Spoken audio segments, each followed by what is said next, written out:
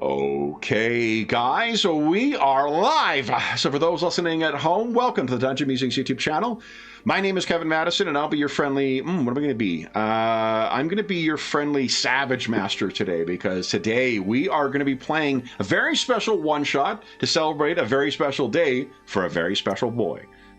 Today we are going to be playing a birthday one-shot session of Savage Pathfinder, also known as Pathfinder for Savage Worlds, to celebrate yet another trip around the sun for Jeffrey, one of the stalwarts of our channel. So, belated, Jeffrey's birthday was earlier this week, but a very happy birthday to you, Jeffrey.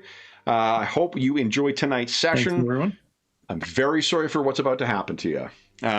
So let me introduce, for those who are not familiar, Pathfinder for Savage Worlds, aka Savage Pathfinder, is a game that has been released twice now, once in original edition, once with a couple tweaks to it from the most recent version of Savage Worlds that was put out.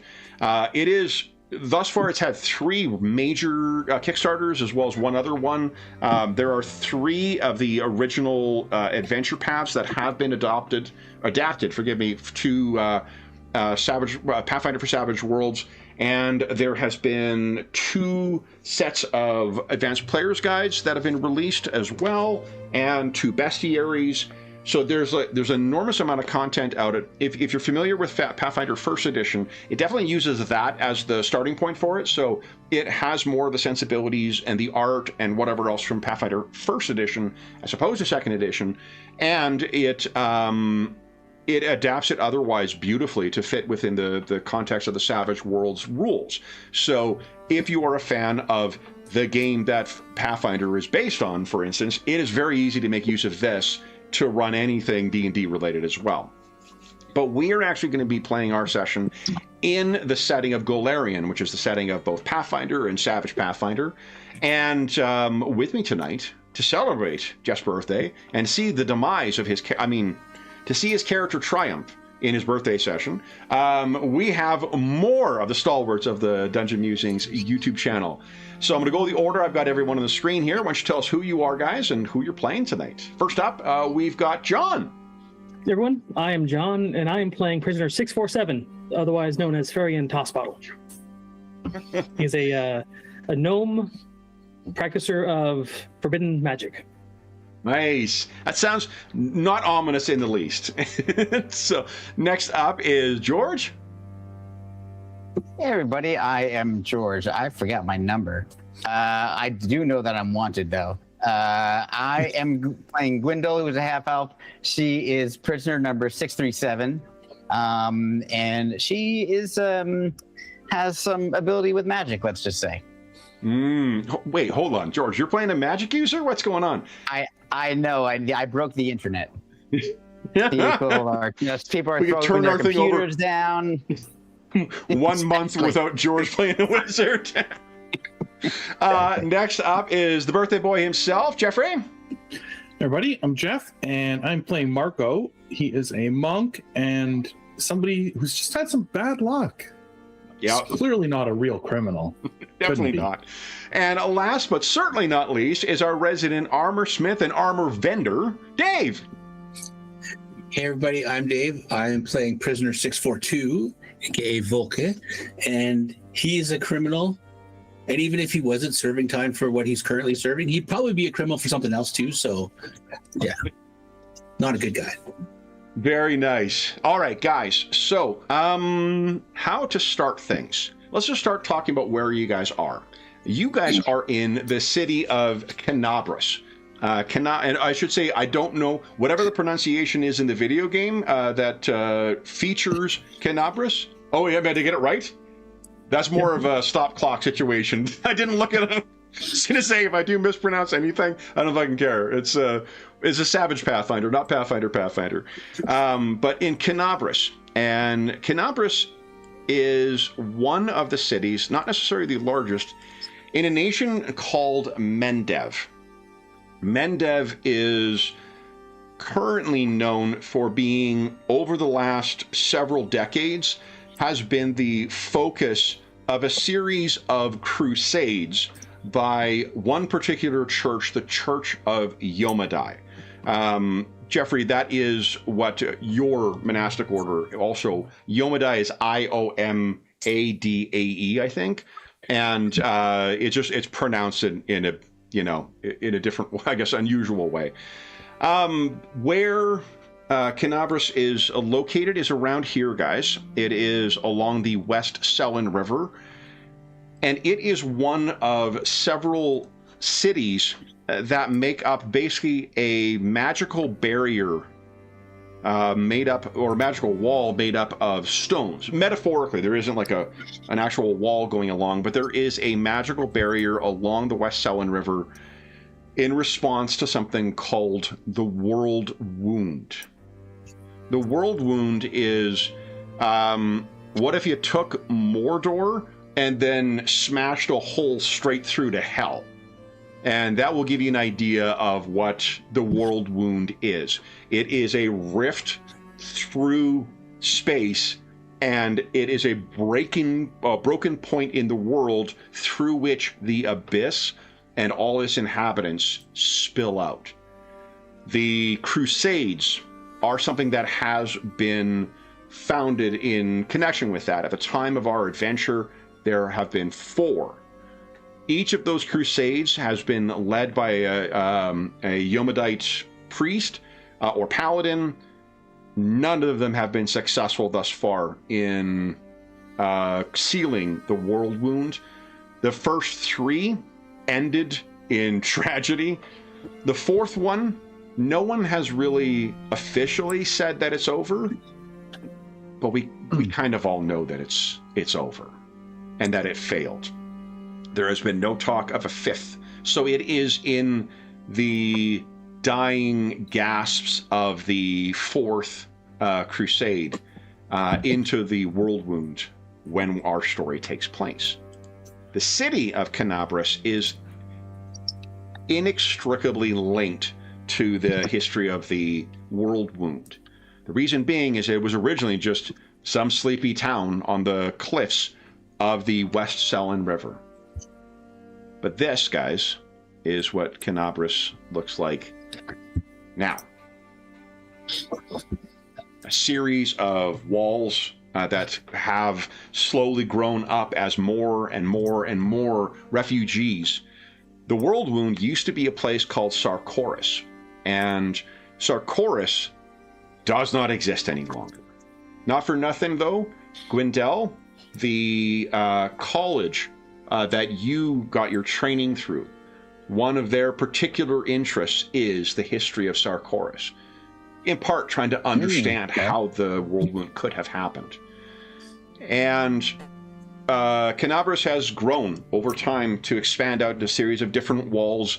There's also these massive water pumps that bring up water from the West Selin River into 3 different massive aquifers, or aquifers, is that the word I'm looking for? I think so. And the city itself has grown enormously over that time. The date when our story takes place is the actual calendar date does not really matter for the purpose of this, because it's going to be the months in Golarion are going to matter nothing to, well, they might to John, not to the rest of us. But what is important is that one of the most significant holidays is coming up. The holiday is called, let's see, Armas. Armas is a holiday celebrating a dead god, a god that was slain. Yomadai, the priestess who is behind that. Oh, I'm getting some background noise from somebody. Oops, thank you. So the holiday itself, Yomadai was a devotee of that dead god, Aroden, but Armas remains a holiday that is celebrated. And how it is celebrated now is it is a time of, there's festivals, there is jousting, there are a time for knights to take on new squires, There are times when devotees of Yomadai become full priests who enter the priesthood. It is a time of advancement, and it is also celebrated in town by festivals and jousting and carnivals and all sorts of just fantastically fun things. Truly a break from a city that has been built up around crusading and refugees. Or at least that is what you guys will be hearing through the window of the Kenabres City Gaol. Because you, for a variety of reasons, are all prisoners within the jail. Now, before we get into the proper game itself, I want to make use of some fun. Gosh, I got to remember in Jumpgate, you got to touch the tokens if you want to move a group of tokens. I'll tell you one thing first. We're going to start, Jeffrey, with Marco. Because when you wake in your cell with your other 3 companions within the cell, you wake to the same lingering visions. You cannot put them into words other than to say, when you sleep, the dreams that come are of silver, sulfur, and blood. Ooh. This has come for years. Some of your current struggles, I do not know whether that has been one of the things that has been a primary contributor to your excommunication from the monastery that you were training in, whether it is a combination of that and other things, whether that really didn't play into it, but it is something without fail you wake to, and without fail, other than those broad impressions, you cannot remember particulars. But silver, sulfur, and blood. As you get up, what I'd like you to consider, I'm going to go from Jeff and then kind of like loop around to everyone. I'd like you to tell us about somebody in Kenabres who is still important to you. Kenabres, as background, I want to say 12,000, but let's see here. Yeah, 12,330 individuals. Or I guess a more ominous way, 12,330 souls. What I'm going to do is I'm going to draw a card for each of you, and we're using the, not travel, it is interlude.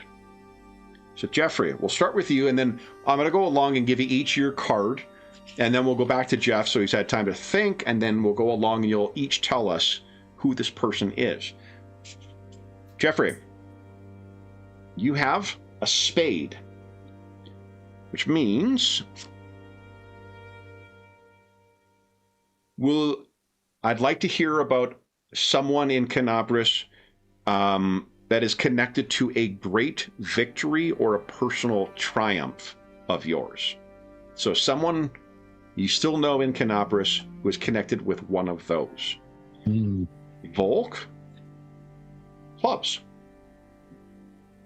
I would like you to tell us about someone you still know here who is connected to a tale of misfortune. Something that relates to a misfortune that you still have, or someone that you still have a connection to in the city. Farian, clubs as well. Likewise, a misfortune, perhaps something relating to your hindrances or to your dark secret, if you have one. And then finally, Gwendell, clubs again. Boy, nothing but tales of tragedy for all of you guys. Once again, someone related to a misfortune. Now, we don't need to necessarily we'll go into as much depth about these people as you'd like. We don't even need to have a name necessarily yet. What I'm interested in is what they do, what your connection is with them, and where we would find them. You know, like where, and again, we don't need a specific location like in this quarter or whatever else. It would suffice to say there's a barmaid I know from whatever place, a low down dive that I used to be, and this is what my connection is to it. So, Jeffrey, starting with Marco. Who's Marco's connection in Kenabres? Yeah, so I have a name and race. They're a dwarf named Orgel Trollsword. Orgel Trollsword, okay. And I know them from the tavern that I have been staying previous to being incarcerated here. Okay. And they're a former adventurer. Okay. Who is sort of a little bit well off, enough to sort of, you know, just hang out in the tavern and have a bit of coin. So what is the victory or personal triumph that he's connected with you? So before all this trouble began, he was a friend I had made at the tavern, and we were actually celebrating my birthday and having a few drinks, and there was this buffoon there, and he was harassing the barmaid, and so I stepped up and said, you know, told him to mind his manners, and he told me to mind my business. Things escalated from there, and it came to fisticuffs, but not really fisticuffs, because I swear I never laid a hand on him. He just never laid a hand on me either, and sort of the embarrassment of beating himself up all over the bar trying to hurt me was this sort of big triumph of love it. Won the fight by never punching him and never being punched. Beautiful. All right. So, notwithstanding your incarceration, there probably is like a place in the jail where they know that if someone wants to get word to you or someone wants to meet with you, they can kind of do it that way. There isn't like visiting hours or anything like that. But, you know, so Orgel may, you know, still send you a little something, you know, when. So great. Good to know. Volk.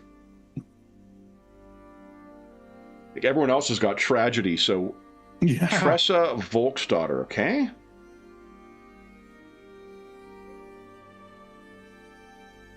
Ooh. And the original tragedy was that his mother did not make it through delivering the child. It's just from a George R.R. Martin novel. Yeah. Okay, so mother did not live. Was she born in Kenabres? Yeah. And dad had to work. Dad had to try and make money. There's no real. So she was cared for, and I didn't like abandon her, but like I used the Church of Iomade to help with raising her while I was, you know, earning coin and doing what needed to be done. And so the second tragedy of this is that she doesn't look kindly upon her father's lifestyle because she's grown up with the priests of Iomade, and they taught her a moral code that doesn't ring a bell. How old do you think she, like, I mean, setting aside the dwarvish, you know, the difference in dwarf ages, how old, like, would a human child her age look? She's like late in her teens to a human child, so she's probably a little older than that, in her 20s or something like that, but she's still in adolescence in dwarven. Love it. And do you have a sense of whether she's going to end up being a, you know, like a lay member of the church? Will she be a priest? Will she be a paladin? Or was she not? Well, she does bring along this whole scrappiness from her father that might lead her to be a cleric or a paladin, because she does have some martial ability, but. And there are also, to be clear, like within the crusade, mechanically, like fighters, barbarians, they can all be members of the crusade as well. Yeah, but she's much more righteous and gifted with other words. Love it. Okay. Farian. So Farian knows a human seamstress by the name of Sierra Verlaine that his lady marked for special attention because a debt from a former lover who vanished came due, and it was his job to protect her and see her well back on her feet. Okay. It was in doing so that he ended up here. Oh, interesting. Okay. So do the others... All right, well, let me finish up with Gwendel, and then we'll get back to that. That's awesome. And Sierra, has she... Like, were you able to address that debt? Or she... Like, is that something that's still... Oh, yes. Farian stole enough to see her well off. Okay. All right. So her debts are paid, but she's still here. Yes. All right. Gwendel. Okay, so I'm thought that my connection is with my sister, who is my younger sister. She's Elven, so not half Elven. So from two different set, one parent different. Named Mira, Mira. Okay. I think you would find her in the slums because she works essentially as a dishwasher in like the scummiest tavern you can find. Okay. And the reason for that is when I wanted to pursue magic, I needed coin to get myself into a position to be able to actually become not a member of the academy, but to get to where I needed to be and be properly outfitted. And so she gave me everything she had because she believed in me. And so I owe her, but I haven't spoken to her because they really keep you sequestered. So it's been a long time since I've contacted her, but I owe her everything that I've become. Okay. All right. So it'd be the tuition, I suppose, of the school. Yeah, that's what I was thinking. Like, in order for him to even pursue this, the ability to reclaim lost lore and use its magic, I would have had to pay some kind of fee to be trained. Okay. Okay. So then, guys, we're getting back to morning. Marco, you will once again, the lingering impressions of those recurring themes: silver, sulfur, and blood. Mm-hmm. You can almost taste the coppery tang, and the odor is still thick in your nostrils. But once you clear it, you'll have the welcoming smell of the Kenabres County Jail or City Jail. Yeah. I think that there is double-decker bunks in here. Marco, where are you? Are you above somebody, below somebody, and if so, who? I would probably take a top bunk. Okay. Pretty capable of getting up there easily. Who's below you? Probably Volky, yeah. Okay. So Volka, you hop out of bed, Marco, and maybe do your, morning stretches. And you see Volka is, Dave, is it Volka or Volk or Volke? What's your preference? I was just thinking it was Volk. Volk? Okay, works for me. You can see Volk is stirring. Gwendel and Farian. I'm guessing that Farian is on the bottom because of the height differential. Yeah. And I think Gwendel wanted to be on top, and because it was the best one. It was clearly the best, the cleanest. It was the best one, and obviously I should get it. And I kept going on and on and on and on about it so much they were just like, fine, just take it, just shut up. The lady feels that you have further to fall than Farian. That may be a good point.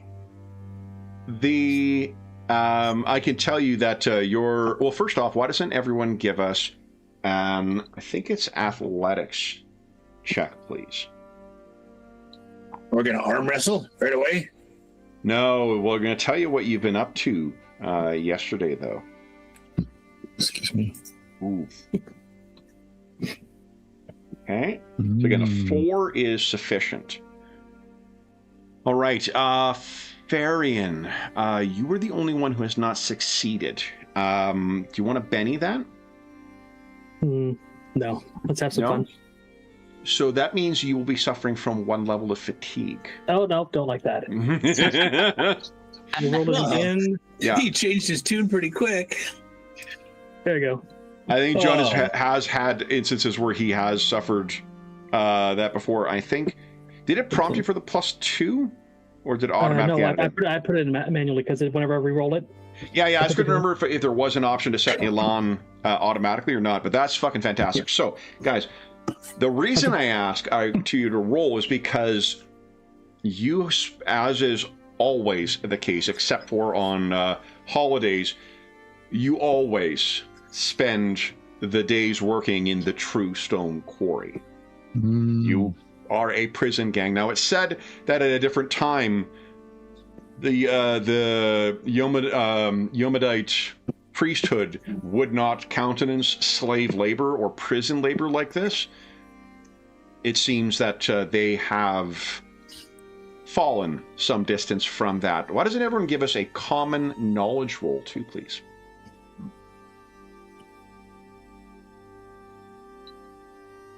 Oh.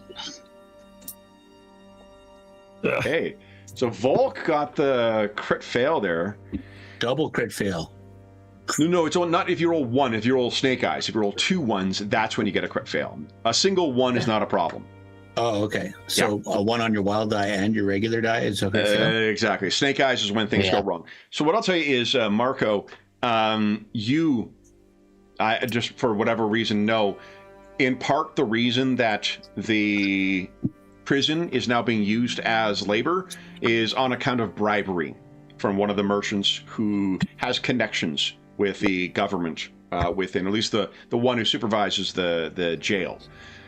So you know for sure that has happened. Gwendell, you know the name of the merchant who has arranged this. Okay. So you guys are working because it is cheaper to pay a bribe than it is to pay laborers to work these things.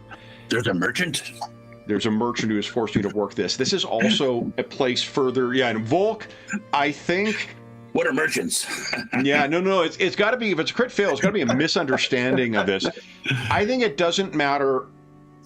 You know what? I think it doesn't matter how many times that they tell you that it isn't, like, if it has come up, you to your core and will not be shaken from this belief that it's the Church of Yomadai that is punishing you.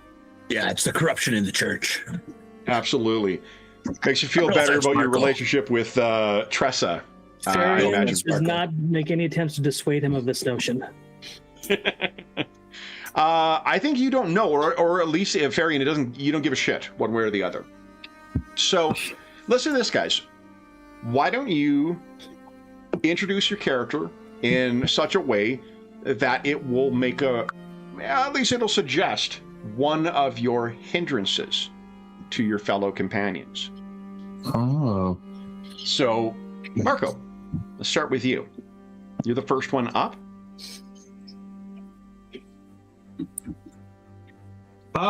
Yeah. I mean, I obviously, as is usual, he sort of jumps out of bed quickly, but is a little bit quiet and sort of contemplative in the morning, and not quick to start conversation. Okay. Volk? Keeps his head down. Okay.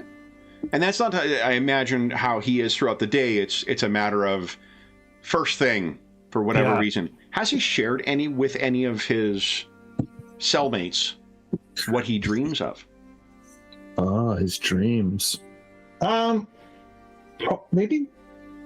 Well, you said this has been happening for a long time, like much before the prison. Oh, yeah. So probably not, man. Okay. I'm imagining. Okay. Volk, how about yourself? I'll kind of polish up the one I hinted at in the introductions. So, like, aside from being here for beating the hell out of somebody, the way worse things and way more things that, like, if they caught me in different places, I'd be in some other prison. So whatever. Volk may be the cellmate that you all take cues from of how to survive in this environment. In particular, yeah. Is that fair That's to the say? reason Dave? why his daughter doesn't like his lifestyle, because he's a through and through criminal. Okay.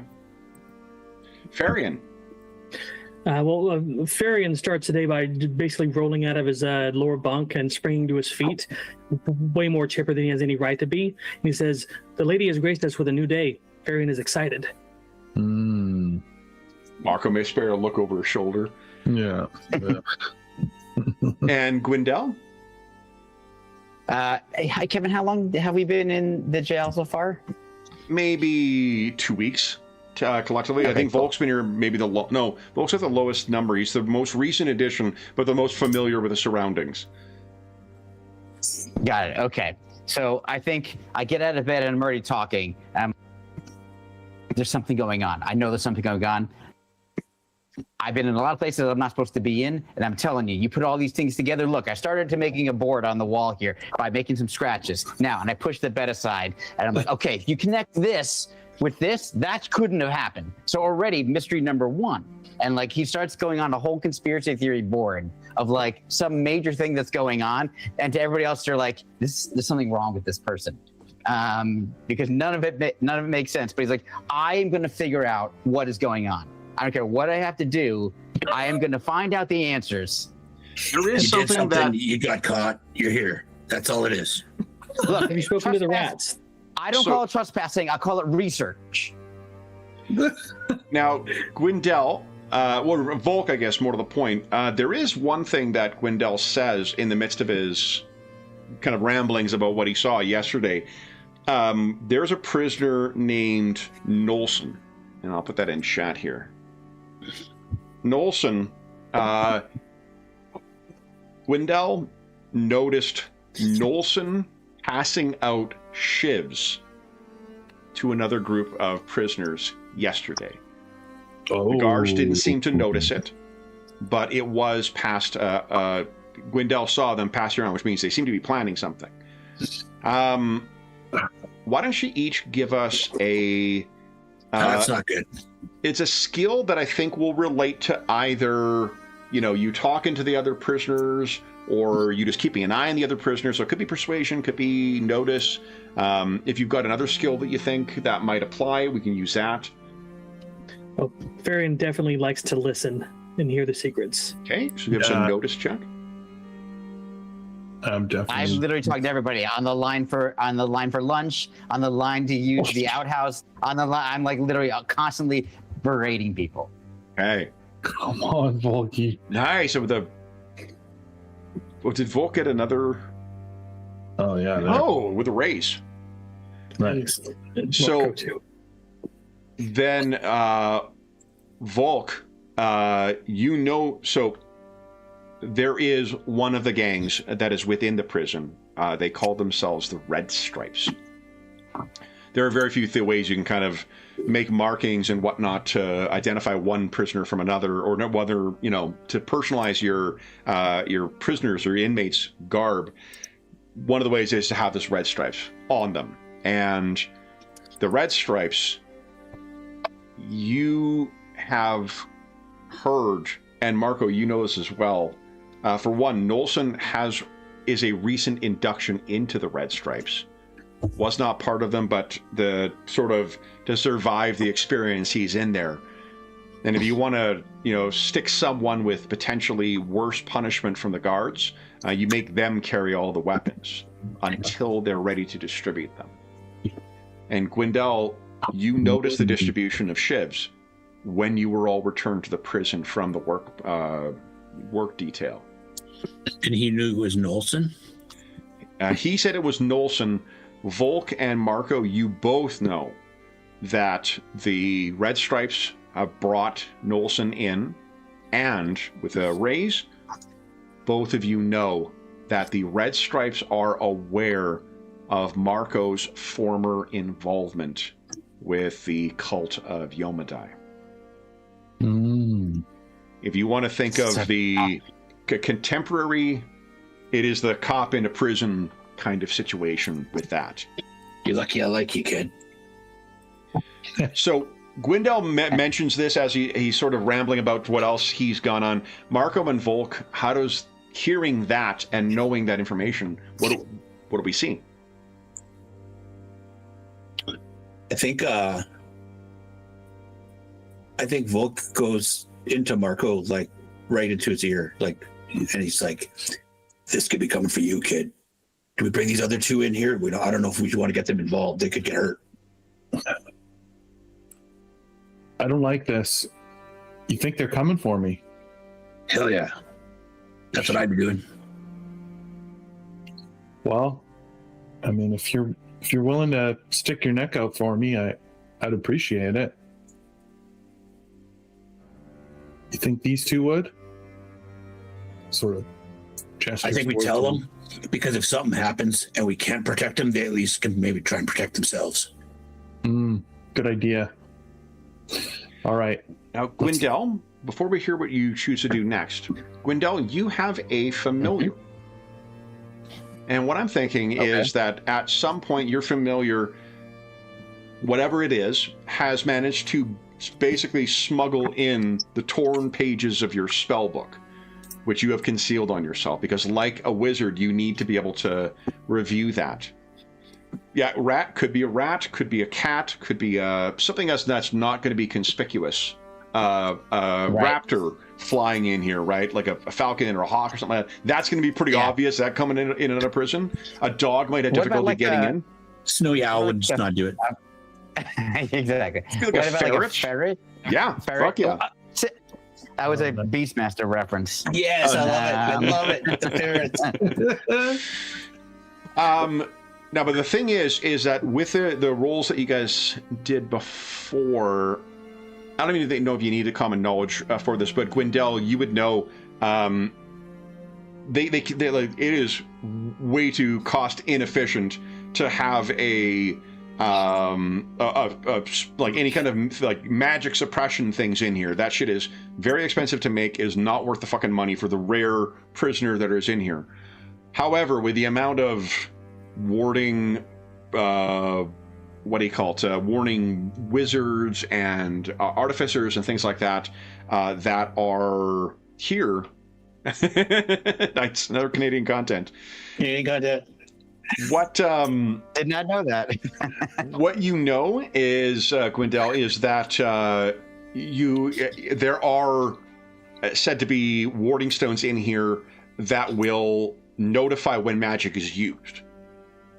So like you have the capability of doing it, but something, if you did use magic within the prison walls, someone is gonna know. Right. It's going to set off the alarm. Yeah, that's much easier to sort of account for. Exactly who, or will they just know it's been used? They will know where, and they'll not necessarily know who, but they have ways of finding that stuff out in prison. Yeah, that makes sense. Yeah. So, what do you had a ferret that? So, do you have a name for your ferret, or if you're familiar? That's a good question. If you want to think about it, that's fine. Let's go with Orin, O-R-A-N. Okay. Orin the ferret. All right. So, you will need a moment, I guess, Gwendell, Farian will need a moment to pray. Gwendell will need a moment to prepare if you wish to have whatever things committed to your... Although they wouldn't be out of your memory, so if at some point you've done that, that's fine. That's true. Yeah, I think I just needed to re-prepare at a later point. Yeah. Have you concealed the fact that you are a wizard from your cellmates? From my cellmates. I definitely have concealed it from everyone else as much as possible. Yep. I think that I have not concealed it from my cellmates because I couldn't help talking about the Academy of Reclamation and how great it is and what they're up to and their latest projects. And it is just, and at some points I stop and go like, oh shit, I said too much, but it's too late already. So, is it the And how academy their or the lunch line college? was superior. I have. It says you said Wizard of the Academy of the Reclamation. Okay, that's perfect. So the Academy of the Reclamation, for context for the rest of you, when Gwendell talks about that stuff, that magic school is located in the capital of Mendev, where the Queen's Palace is located. He is highfalutin, like, what the fuck are you doing here, kind of, when he starts referencing or discussing the school and whatnot. It would be the equivalent of, someone from Harvard being in small town North Dakota jail. And won't shut up about Harvard. This is why I feel like my sister gave up literally everything and had to pay like every single penny that she has ever made and continues to pay for it all, that I was able to go, and now I'm back here. Yeah. But not in the best possible way. So, Volk and Marco, you guys were going to mention about your suspicions, or like what you think the Red Stripes may be up to. Who was it that had seen Norson? Gwendell. Me. Want me to tell him? Yeah. All right. You might want to sit down for this, Gwendell. Farian, well, sit or stand. Up to you. So, Have you seen this before? I take a seat. Varian will stand. it's then. I'm excited. Whatever it is you got to say. Marco is like pacing behind Volk. All right, so Marco's got a connection to the past. Nothing bad or anything, but that's exactly the problem. Because there's a bunch of bad people in the prison that don't like Marco, or don't like Marco's past. Does that sound about right? That sounds about right. And with them passing out shivs and giving Marco the evil eye, it all just adds up that they're going to do something. And we thought we'd let you know, because if you want to, keep distance and stay safe, you're welcome to do that. Well, that's great to know. You know what I was trying to figure, when I saw Nelson doing that with the shivs, I was like, he's got to be working with somebody. You have any idea? Like, if he's part of the gang? Is he Red Stripes gang? The Red Stripes. He makes a note of that. Yeah, Red Stripes gang. So I don't know if we. My thought is we hit them before they hit us. They're gonna probably try and find a way to, isolate Marco or get him by himself. But maybe we smoke some Red Stripes. This cannot be. The lady's hand is on Marco. Varian will protect him. She has plans for him. It's not clear to any of you who precisely Farian actually worships, but he just does speak about whoever it is in that way. And I'll tell you, Farian, like, you've had that level of assurance from the moment you've seen Marco. I'm greatly enjoying this character. Whatever you got, kid. Your call if you want to fight or not. But now, guys, I do have a little bit of good news for you. You got block text? No, that's sadly written by me. No block text. You can just draw a little square around it. It's Kevin text. So what you have been doing, though, you have not been idle in your time here. And with the coming of Armas, the holiday, there's going to be more people in Kenabres and near where the jail is than at any other point during the year. And you have been working towards an escape plan. So, by way of flashback, we're going to fill in what efforts you've made towards your escape, because it should be tomorrow is Armas. Today you're going to work in the Truestone Quarry. The day afterwards, hopefully, if everything works out, your plan will come together. So, we are going to use the rules for dramatic tasks in Pathfinder for Savage Worlds for this, and I think this is most definitely a difficult task, which means there's a lot of task tokens we require for this. Is there a Steve McQueen type character in the prison? I'm just curious because I did think about that. the ball going up and down. I'll tell you, the non sequitur, but I for like almost an entire fucking year, anytime I had really important court appearances or things like that, I wore black suit, black tie, and the taupe things because I saw The Getaway for the first time as an adult. I'm like, that is the greatest suit I've ever fucking seen. You are not wrong. Yeah, it's really, really cool. So let's talk about what things you guys have done. The way that the dramatic tasks work is we make use of skills. It's like a skill challenge, but it's got a little bit more dynamism to it because of the nature of the Savage Worlds skill system. You're going to need to achieve 24 task tokens. Is that right? No, I can't do math. Hold up. It's you need to do 16 task tokens. Sorry, lawyer, not accountant. What do you guys think you guys have done thus far to represent the work you've done? And if you want to think about, like, in general, what the plan is, to give you a sense of life in the jail, you spend most of your time here. You are taken out once a day for, like, cleaning and things like that, because Golarion does not have, like, a medieval level of, technology or understanding of cleanliness and things like that. So you are able to be brought out once a day for that. You are able to be brought out once a day for exercise. Oh no, you're not, because you've been slave to the thing. You spend most of your time in the caravan. There are large, heavy oak wagons that basically you are loaded into. You sit down in rows. You are chained down. You are transported to the quarry outside of town. You're taken out there.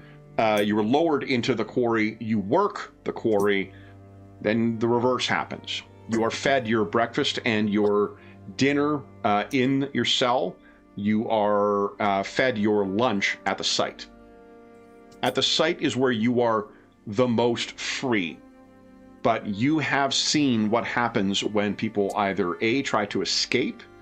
One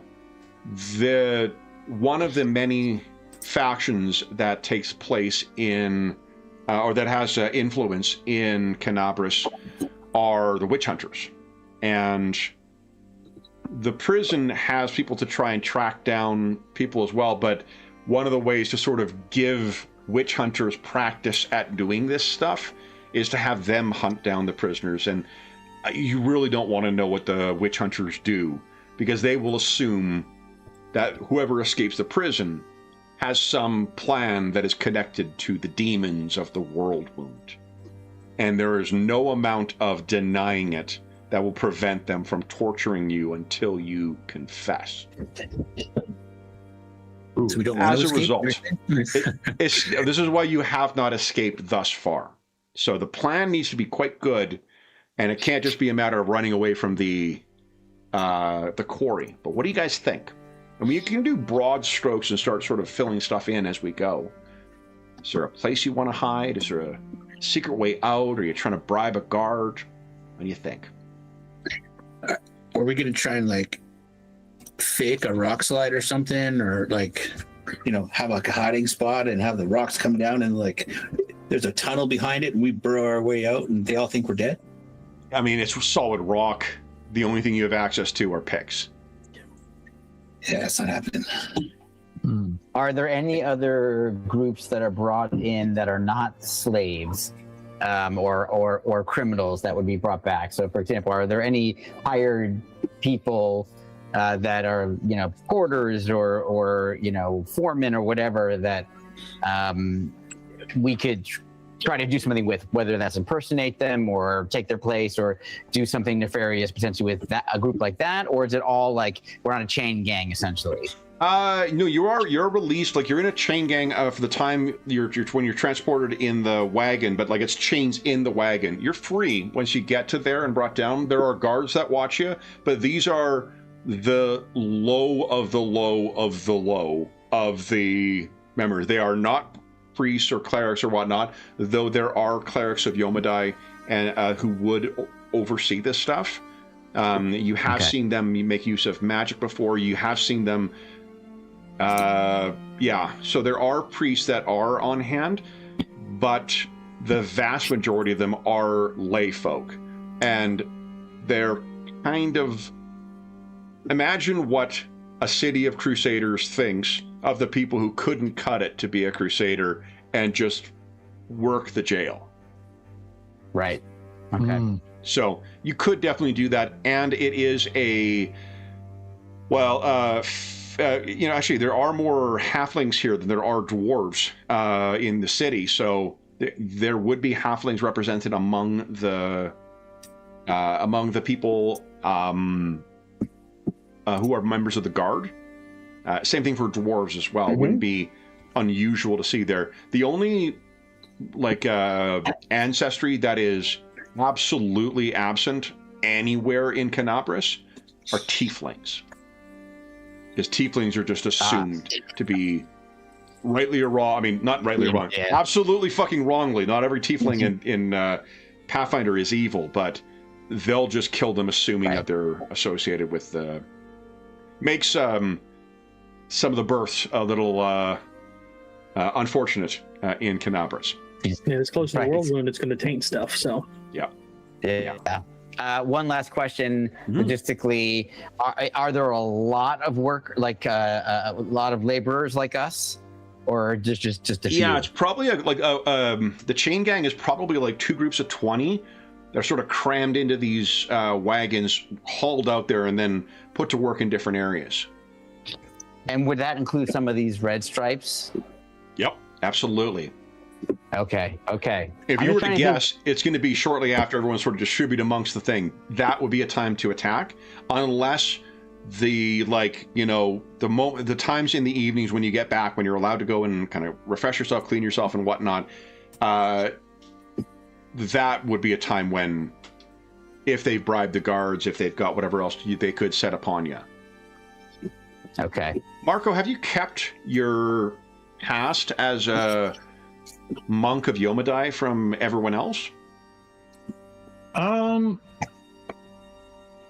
Yeah, I think at this point he probably hasn't shared that detail.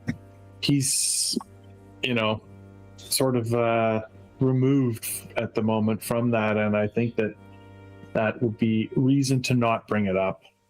Does he have anything that marks him as a member, like a tattoo or a brand or... Huh. Yeah, maybe.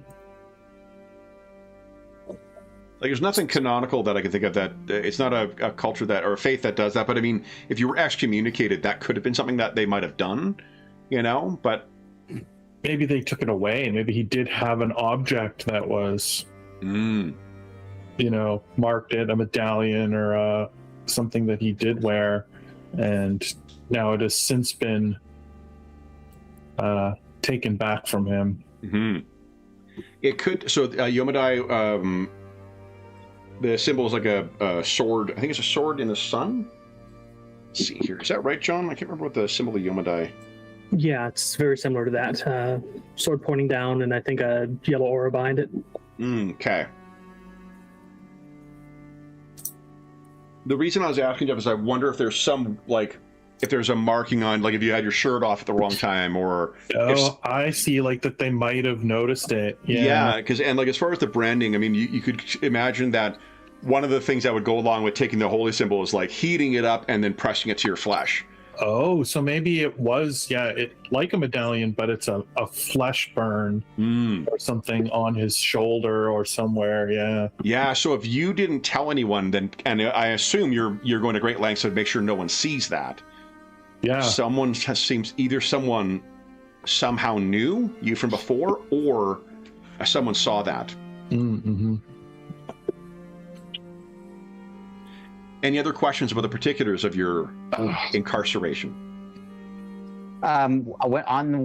Is it dark either on the way there or on the way back, or is it daylight the whole time? It'll be daylight the whole time for this time of year. Yeah. Okay. So I think I'll just some of the resources that I can bring to the table are I can basically create silence if we were to need something like to hide the sounds of our escape or creating something or making something or carry out something that we have to set up. What that is, I don't know. I'm just kind of mentioning that. And I also have the ability to manipulate things from a distance. The little cantrip I like to call Mage Hand, which I just made up, trademark. It's a great name.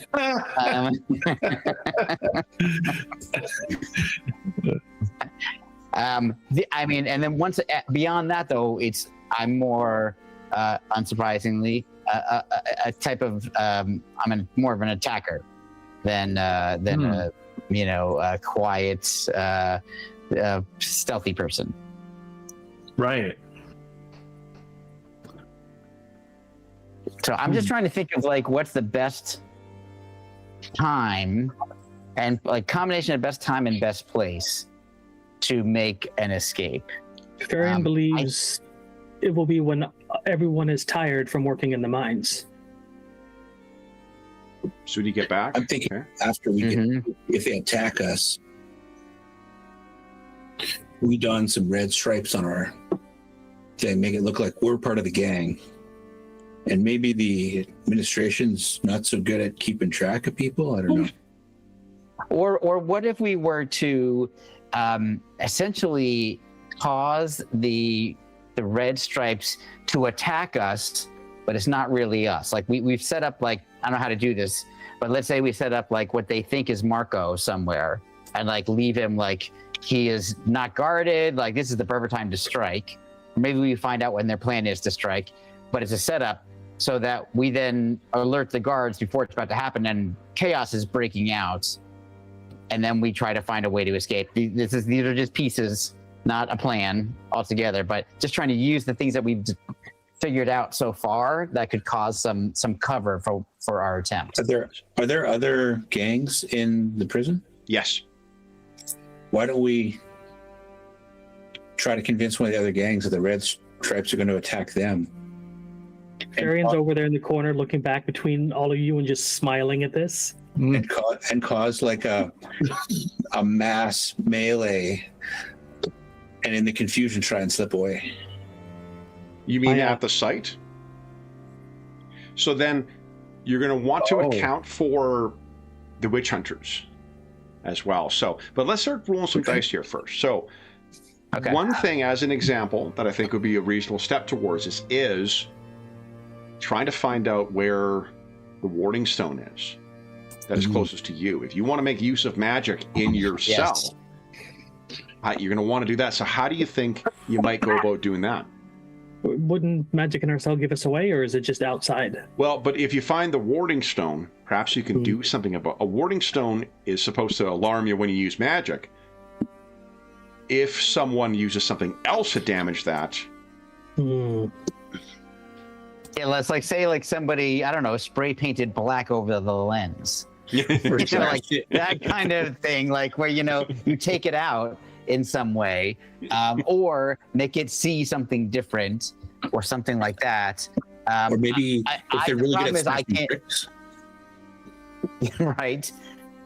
The problem is nothing I can do magically is going to work, right? Because it's going to set off the alarm to begin with. So it's got to be something that is mechanical, engineering, physical. Well, the first thing is learning where it is, because that would be one of the first secrets they do. Is that's true. If you're going to have a warning stone, don't make it fucking labeled. I wonder if they have to. I wonder if they have to ever check on it and make sure it's still operational. That something needs to happen, and we could try to bribe a guard or bribe somebody, a worker who cleans that thing. I love that idea. Let's get some dice rolling. Why don't you give us a persuasion check for your first? All right, here we go. Do we need to find it? Persuasion. Nice. That is one token of the 16 done. So you've been talking to folks. Yeah, turns out there is one of the clerics One of their jobs is to go by and basically like make sure, once a week that the magic is still active on these things. Awesome. That's great. How do you want to find out when that happens? Do we watch them maybe? Watch for the cleric? Do we know where it is first? So for sequence, basically, like once you make a roll, you're going to sit out until everyone else has made a roll, and then we'll go in. So Farian, Marco, Volk, any of you can turn to this. Volk, is that what you're thinking? Yeah, I was going to try and either position himself in a place where he can stealthily watch to see, people going by and watching for the stone or checking for it, or Yep, give us a notice check, please. Notice check, yeah. Do you want to Benny that? No. Yeah. Yeah, I'll Benny that. Okay. So do I have to do anything? Just roll just reduce your bennies by 1 and then hit re-roll. And that is the green bar? Green bar is your bennies, correct. And the re-roll button is in chat. Look at that, and a raise. That is 3 tokens. Hell yeah. Total. So 2 tokens you got from that roll. And we figured out when? And or who? What you have figured out, let me double check this here. Yeah, each success and raise. Amazing. So, and you almost got 3 out of that Volk. Because a raise is every 4. Yeah. In our cutscene at this, Gwendal was sort of chatting with one of the guards who was willing to put up with, the prying. Volk, you have been watching. You were absolutely certain that it does not occur when you guys, when the prisoners are in the jail. Oh. So their inspection must take place while you're at the quarry. Mm. Marco, Farian, what are you thinking? I'm thinking, Farian is thinking that he wants to use the tenets of his lady to work his wiles and see if Farian can bribe or manipulate one of the guards into missing them for a day while this is going on, so that they're not accounted for in the quarry. Ooh, I mean, I think it would work maybe for you, but let's see. That sounds like persuasion to me. Or are you thinking something else? I can't really hold faith into that. I'm just thinking, yeah, maybe. No, because you're not really you would have to find someone who's a devotee. Yeah, and it's forbidden, so. Yeah. Okay, I will spend a penny if I need to, but. Okay. Yeah. Oh. Holy smokes. What is that? All right. Wow. My lady is pleased with Farian's plan. So let's hear. Difficulty is 4. A 19 is 1, 2, 3. That is 4 successes, or 4 raises. So you were up to 7. And let me see here. And I will be encouraging them through one of the many tenets of the faith. Mm-hmm. Maybe he's going to be engrossed in an act of lust. Oh. He misses us. Yeah, if someone who maybe there's a Farian has the hookup. Just letting you know. Yeah. Hey. And I'm not sure exactly what that means, but I don't know if I do either. Farian knows somebody that would be amicable to the guards' advances. Yeah. So he informs him. There you go. Okay, and then I'm just double checking that it is for every. I think it's for every raise. On a skill test? Yeah, because I think it's each raise. Each success and raise. Yep. Nice. Wow. Awesome. Okay. Then that leaves Marco. So here, I'll tell you what you find is, they definitely come in, and with that good of a roll, you made enough progress to know sort of what time of the week And one of the things that is going to happen is like, it's basically right before Armas. They're bringing it forward. So, before the actual holiday, they'll be doing they'll do the inspection once again, which means today you can try and incorporate the distraught damage of that. If you want to be able to freely make use of magic and not have it detected for a week, that's one way to do that. Marco, what were you thinking? Sorry, I interrupted you. Oh, I was just going to say, our plan is to escape while we're away from the prison, correct? Is that what you guys thinking? Or here? I don't think we did. I don't think we decided. I think we're trying to figure out the best opportunity. The best opportunity. Still. Okay. Because one thing that as much as I apparently am the marked man here by the red stripes. Do not fear. The lady's hand is on you. I am good at blending in and,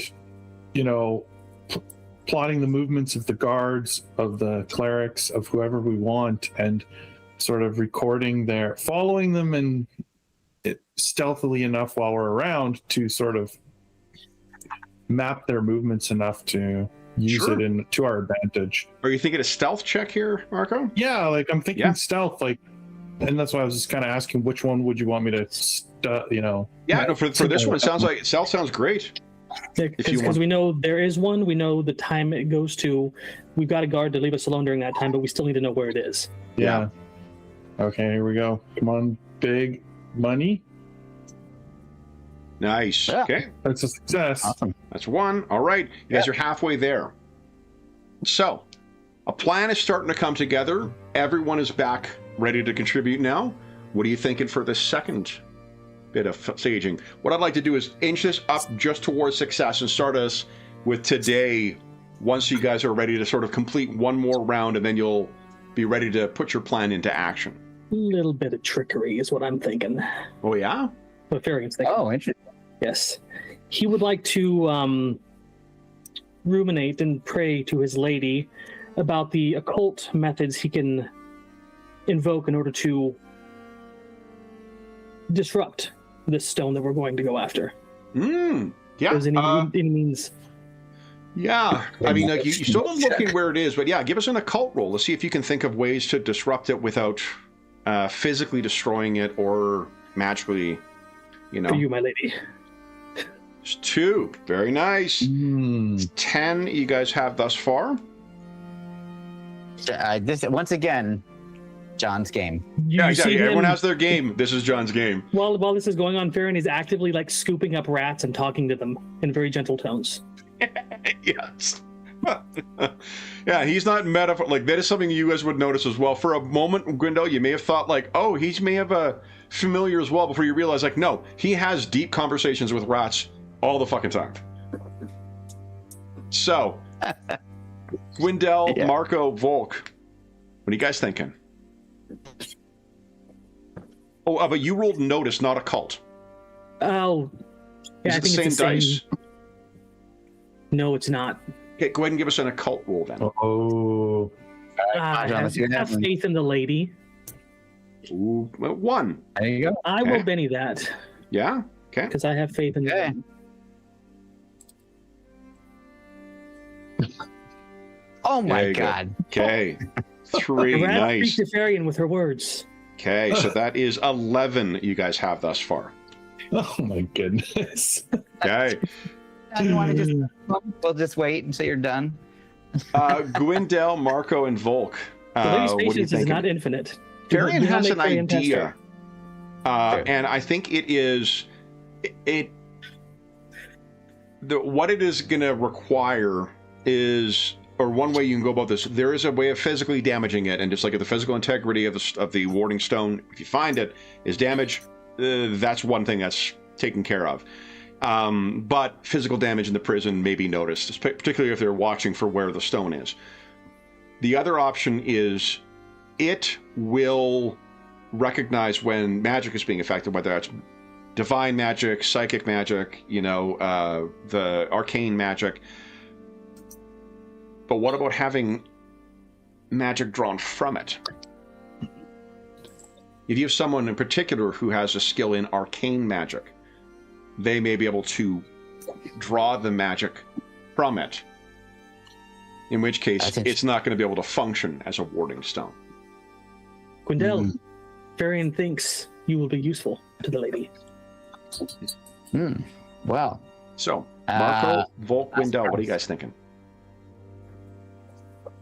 Well, so obviously one thing I can try to do, and this is what this was term 2 when I learned this. I can potentially use my understanding of how magic is woven to potentially just unravel things enough that I can pull some of that magic out of there. So Kevin, I'm thinking like using like my spell casting ability or I buy that. Or academics. Okay. So let me put one thing suggestion in here. You don't know how often these things lose their charge either. Like it could very well be Kenabres has been around for quite some time.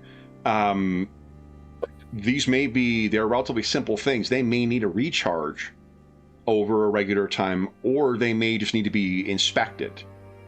So if it regularly loses its charge, what you could do is actually open the door for you guys to potentially be making use of magic. But you're going to need to know whether they regularly lose their charge. And the second thing you still need to find is where the one nearest your cell is located. Okay, that makes sense. Maybe what I would suggest then is, if any of you can figure out where that stone is, maybe I could get close enough to it to see whether this is the type of magic that has to be re-imbued with power. And possibly, because they have to send someone around to check on these things, I could wait till the next time that somebody checks on it, and then right after they're gone, if I can sort of unweave it in some way, or discharge it or something, they're not going to be back for the X number of days we know that their pattern of checking is. So it would give us a little bit of a window of time when we know it's not going to be checked again. So it would essentially be the switch would be flipped off until somebody came by and went like, "Hey, the switch is off," and flipped it back on. Yeah. But I don't know where it is, and that's the problem. What if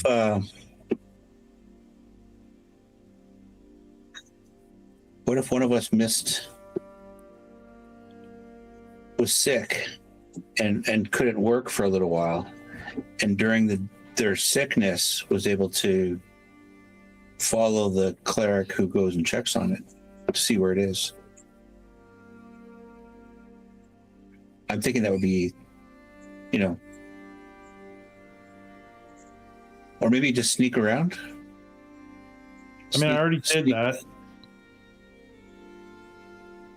You do that. You could also, jumping off of that idea, you could feign sickness, or maybe we could make you really sick and need to see that cleric and possibly get some information out of him. So one thing with Savage Worlds has a much, much shorter skill list than what a lot of the games we play that have skill challenges. I'm not really concerned if you guys, you're not restricted to using the same skill back to back. The only thing that we would, it just needs to have some kind of logical connection to whatever the fiction is that you're doing. Now what if you were a dwarf with stone cunning who could just go look around and find the out of place stonework? You absolutely could do that. Yeah. Because this one thing that Volk, they wouldn't have built this place around the stones. They would have put the stones in afterwards. Yeah. Why don't you give us a notice check with a +2? Remember, don't put the plus sign in. Just the 2.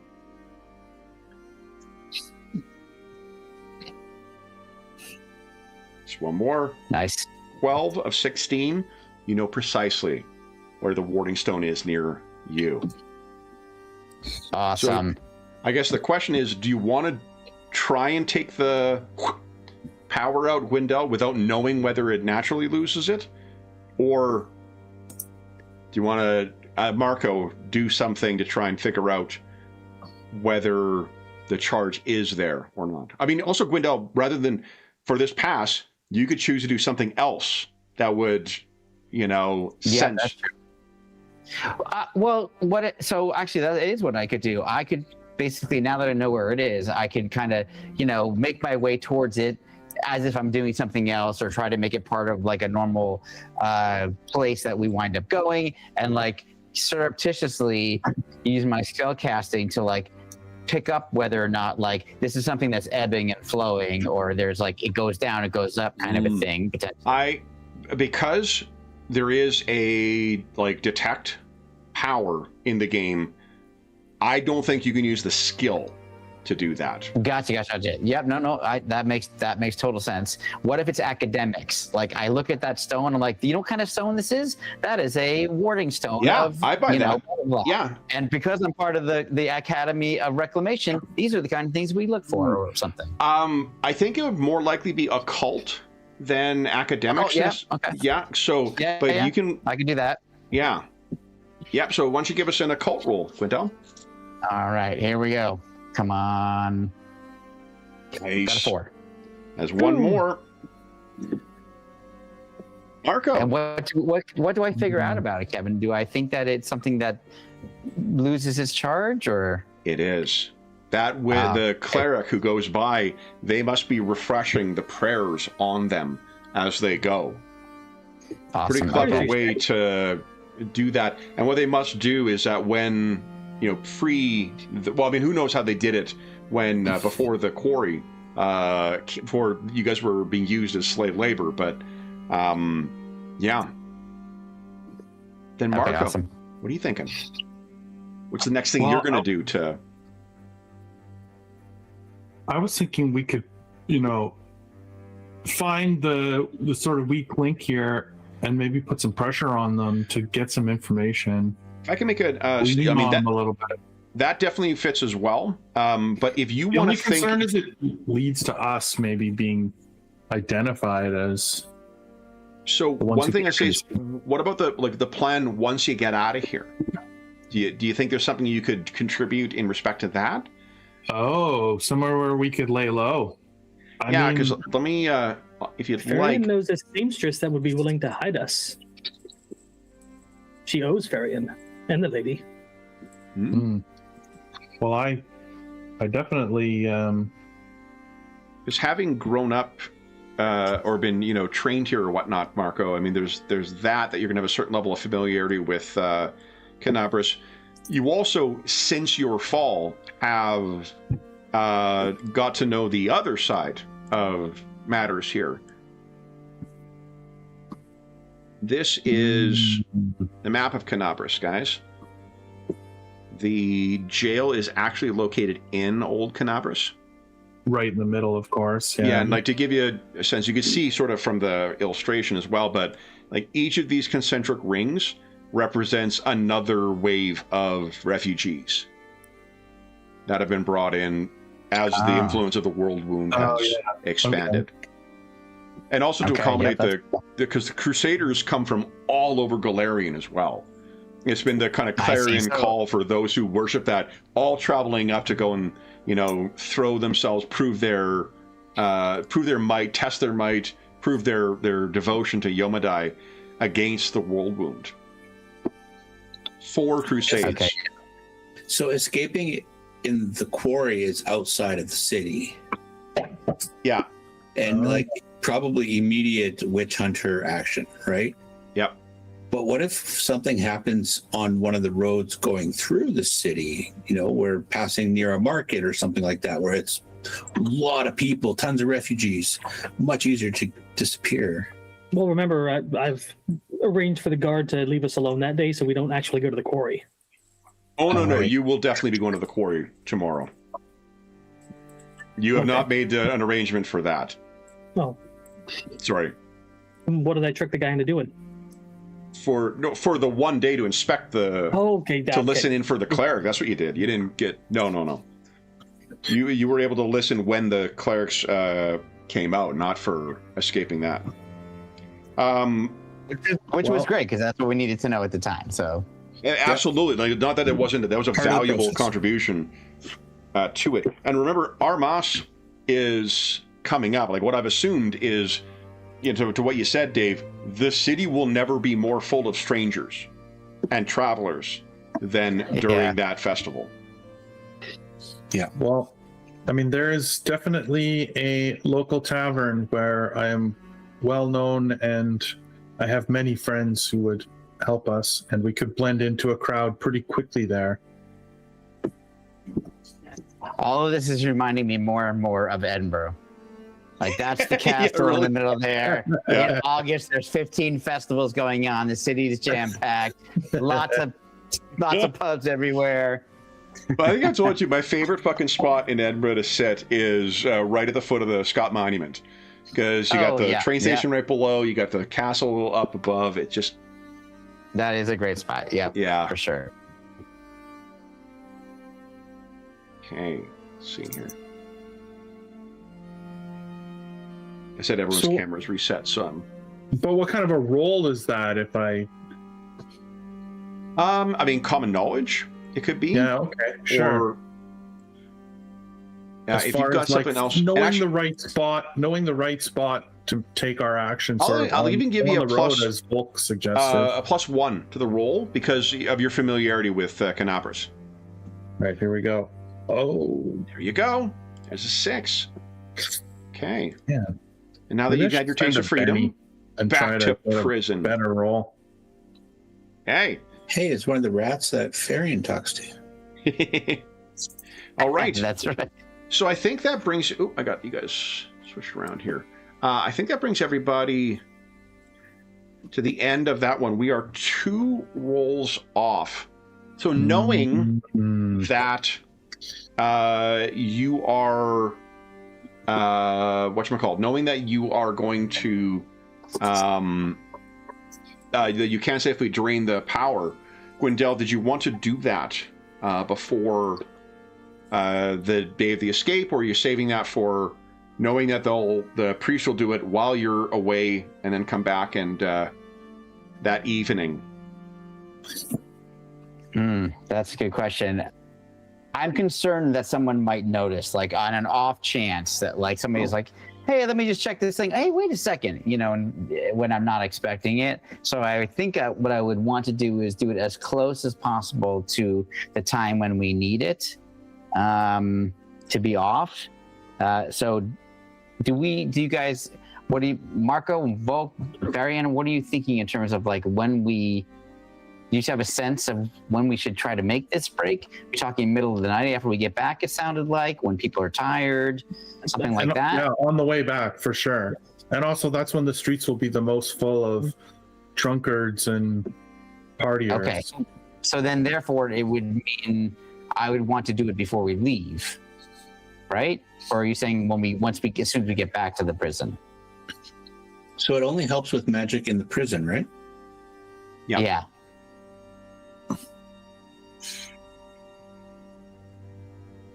And it'll only be for like a day?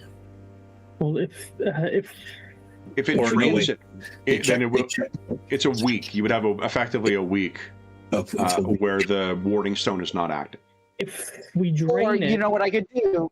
If I did, John, Farian, what I could do is I could just drain it now, and then we like wait till the cleric goes through, checks it, then drain it. Then we know we have a week, and we can find our window within that week to pull this off. If you think like that the works. day that it's correct, the day that feels right, basically. And then how are we going to determine that? Well, that's why I think what we should do, what I should do is the next time he goes and checks it, I know he's not checking it again for a week. So after he checks it, I turn it off, and then we know we've got 1 week until he's going to come back and check on it. Yeah. Right. And then so what magic are you guys going to use that's going to be help us to escape, or that's necessary? This is the part where I'm not. Yeah. The lady has granted Farian the use of many spells that confuse and disorient and make you see things that are not there. And if we can gather broken tools, the lady lets me mend them, which could aid our escape. When we get out of here, we're going to have a long talk because I want to hear all about these different magics that you know how to do. Well, so could the lady confuse the red stripes into thinking the guards are us or Marco? Varian can do an illusion. If the red stripes start attacking the guards, Oh, we could cause an all-out like disturbance in the prison. Maybe there could be a mass prison break, and maybe we're not the ones that get hunted down because we're not the worst characters that get escaped. Varian is very thrilled with your great expectations of the lady, but she has not blessed Varian that well. He can do minor things. Mechanically speaking, disguise is a spell or a power you can take like at the next tier, not at this one. So Varian can create. Well, John, you tell him. So what you can do if you want to. Varian can confuse the minds of our enemies, and he can plant an illusion briefly, say over us in case we want to not be there, or scurry away while the illusion is in place. I don't think you can do that either. You don't have invisibility. Well, what I was actually thinking is... Yeah, like basically you can use illusion for anything that doesn't duplicate other powers. So like you can't disguise, you can't make yourself invisible. You can create a visual scene or replica of anything you can imagine, and then depending on how much power you put into it, that will tell you whether it can move, whether it has sound, or whether it is particularly hard to disbelieve, but it's basically just like phantasms or things you can create. So we can get out of our tools and then get out of the cart, and I can leave an illusion of us there just long enough for us to break away. So that let me build on this just to see what you think. What if you were to do what you just said and like created some kind of illusion that would get the guard who has the keys to suddenly get, like realize he's got to go do something about this. I use Mage Hand to grab the keys potentially off of him, and as he runs off to check on this phantasm, we get ourselves unlocked and are able to get out. Then we still have a problem. So got to get out of here, but potentially we can at least get out of the cell while he's distracted, possibly. Does that seem like something too short for that? Having keys is good. That allows us to get through the cell and maybe through some other doors. They're probably not different keys. So here's one thing you could do. I mean, like the persistence of the illusion would, it does require PowerPoints to keep it up. But for a limited time, if Gwendell snatched the keys using Mage Hand and Thievery, for instance, Varian could create an illusion of keys. That would be relatively simple because it doesn't cost sound. He could also make it quite potent by giving the strong thing, meaning mechanically, the person takes a penalty to try and notice the illusion. So he still thinks he has keys on him. Mm-hmm. Goodbye. Have fun without the keys. The thing with that is it doesn't need to be within kind of, I think it needs to be in line of sight at least when you cast it, but also Varian does have to spend PowerPoints to maintain it after however long. 5 rounds. 5, oh yeah. So like it's however, not. I could spend 2 more points or actually make it 2 harder, and then it will last for 5 minutes. There you go. And then you can persist. If you've already spent that, then it would be 1 point to keep it another 5 minutes. So like in theory, Varian's good for give or take about an hour, but that would like really drain him of his PowerPoints. Yeah. Hopefully it's not that long to get out. Yeah, and it's when someone interacts with it, and then like you also will want to just to forestall, things that may be seen as unfair. If it's keys that are on a hip, imagine how often he's going to interact with that then, as you're moving your way through the prison. If it's keys on a wall or something like that, then that is something that might go longer than before it was noticed. Right. Varian has an idea. Yeah. Is it possible that one of us could fabricate keys if we have them to look at and shape and make a wooden one so that we could use 1 or 2 times and then they would not notice the absence? Yeah, I think that there's not really a skill for that. I don't think. But we could definitely, I think, like... A dwarf who's been in many prisons may have some. I would absolutely buy that. Yeah. It's good with stonework. Yeah. I'd buy that. You mean As long as you're going to need a tool. Oh, go ahead, if I Dave, had sorry. some tools, I could pick the locks without having to get the keys. But I would need to get my hands on some things, and then we'd have to shape the tools. Who's got training in thievery? Mm-hmm. Okay. I mean, I might have.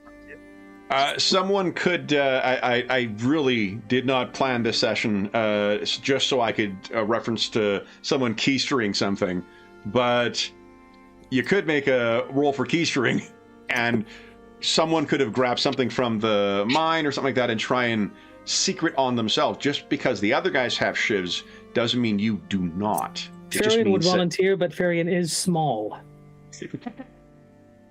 It's a small keister.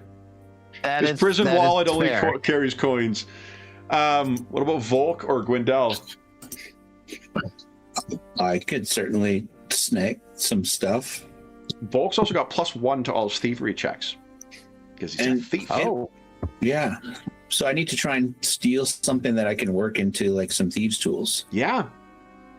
which, Well, like, I mean, hey, thieves' tools the or lump sum? into, from what I understood, you were just looking for something that would be able to whittle wood to make it look like keys. Isn't that what you guys were talking about?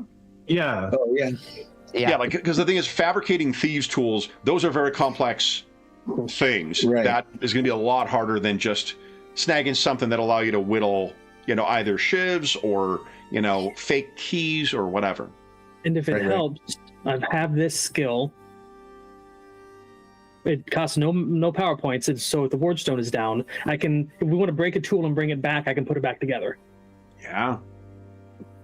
So why don't we do this? interesting. Because you've got the mending cantrip, although your mending cantrip would need to be used in the cell, in which case Gwendel would need to make the roll to drain the warding stone first, which I'm fine with. Like that's all sounds great.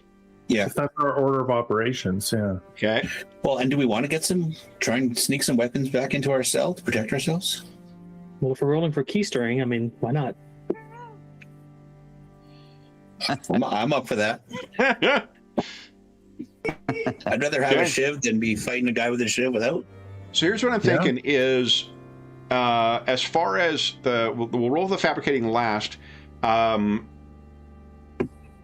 Let's get Gwendel to give us a spellcasting check to try and as you guys are leaving, have the power from the warding stone Gwendel. bleed out.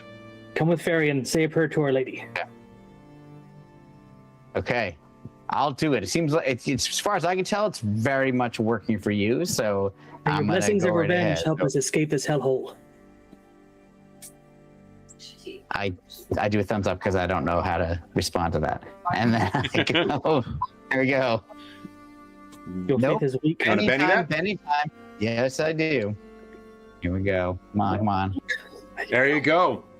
Yes. What do we see, Gwendel, as you drain the power from this thing? I think I'm just subtracting my Oh, Benny. Benny up here before I forget. I think I kind of move up to it and I immediately feel it's almost like when you feel like a really strong magnet like pushing you away, and I kind of feel like, oh, this is magic is pretty powerful.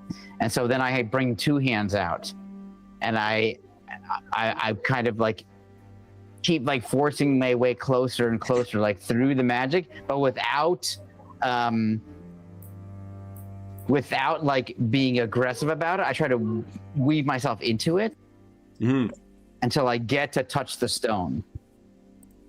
And then I draw some sigils on the surface of the stone and it sort of unbinds magic and it's like, and like my hair goes, but Okay. you don't see anything. And then you see one of the guards kind of looks back and I fall on my face just to distract him. okay. So what? And don't ever do that again. I yell at him. Yeah. Gwendell, by comparison, like these wards, you can tell as well that these are quite old, and like they're filling up what is the equivalent of like a tired old ward. There clearly is not a lot of care in the work that has gone into this stuff. It is them routinely just powering this up. It's surprising that it's still functioning. It's like using VHS tape in 2026 to record things. Yeah, precisely. It still works. Okay. Yeah. But I think what I felt then was like the ancientness of that magic. Yeah. And that's what made me like, whoa, this has been here for a long time. So let's do this then. Let's have everyone. So, and I think I'm rethinking the thieves tools thing. I think like normal thieves tools would probably, like, if you had access to them, give you like a +2. You may be able to recover enough stuff from the site that would give you like a +1 to a thief and would allow you to like pick locks and stuff like that. Okay. I was just thinking if we get like a fork or something and just like bend it and twist it so you can get it. Now it's a single tong fork. You can like stick it in the lock. So then let's do this. Now, Marco, you're not trained in thievery, right?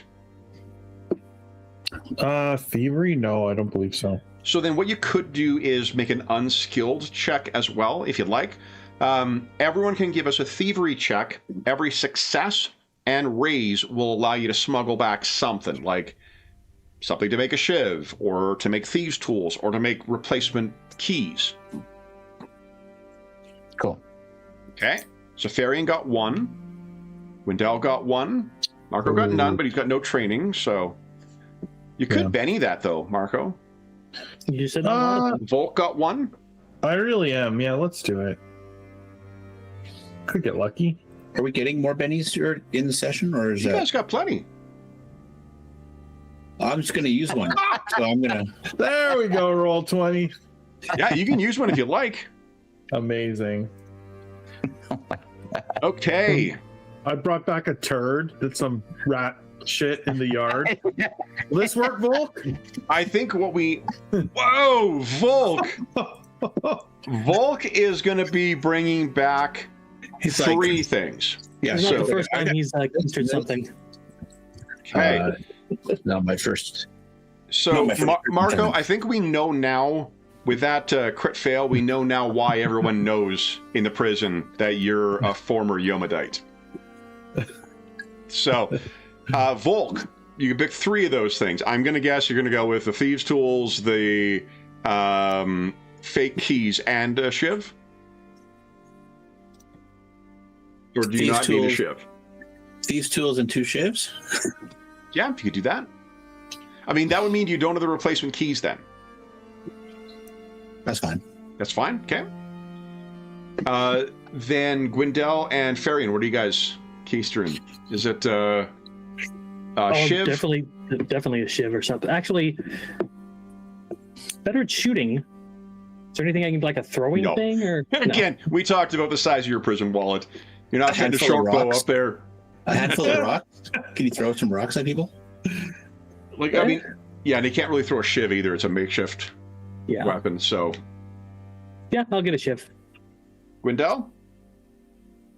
I think... Oh, I thought I was outfitting the group for stuff. Never mind. Marco doesn't have one. Like, if you want to have one for Marco, you could, but Marco also is... I don't need a shiv. Well, maybe true. Maybe I'll do key shiv and lockpicks then, because I thought I was picking up stuff for everybody. Yeah, sure. No, that's why everyone got a chance to roll. Gwendell, what were you saying?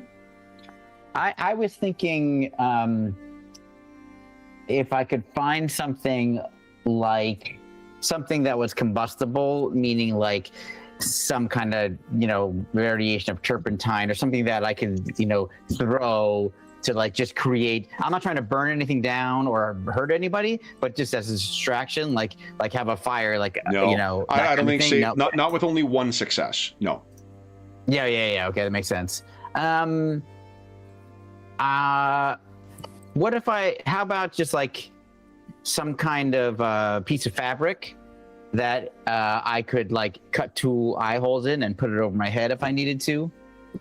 Yeah, if that's what you want to recover, yeah, absolutely. I think he's looking for something not to be recognized for who he is. He's got a little bit of a paranoia, I think. Yeah, no, and I look forward to seeing where that is going. No Me white too. hoods allowed. We don't allow white hoods. Yeah. Okay. This one is going to be burlap. Burlap. Okay. Yeah. A whole bunch of scarecrow guys escaping prison. Yeah. All It right. reminds me of that scene in Django Unchained where's Don Johnson and they're all writing. So my wife's good sheets. Yeah. Well, again, I'm paraphrasing, but That is awesome. That was basically it. Yeah. So then, guys, I think you've done all your preparation. So those of you who have shivs, you can drag and drop a dagger from the compendium. Remember to change it to being a skill plus damage roll. So that's, I think, Farian and Volk recovered shivs.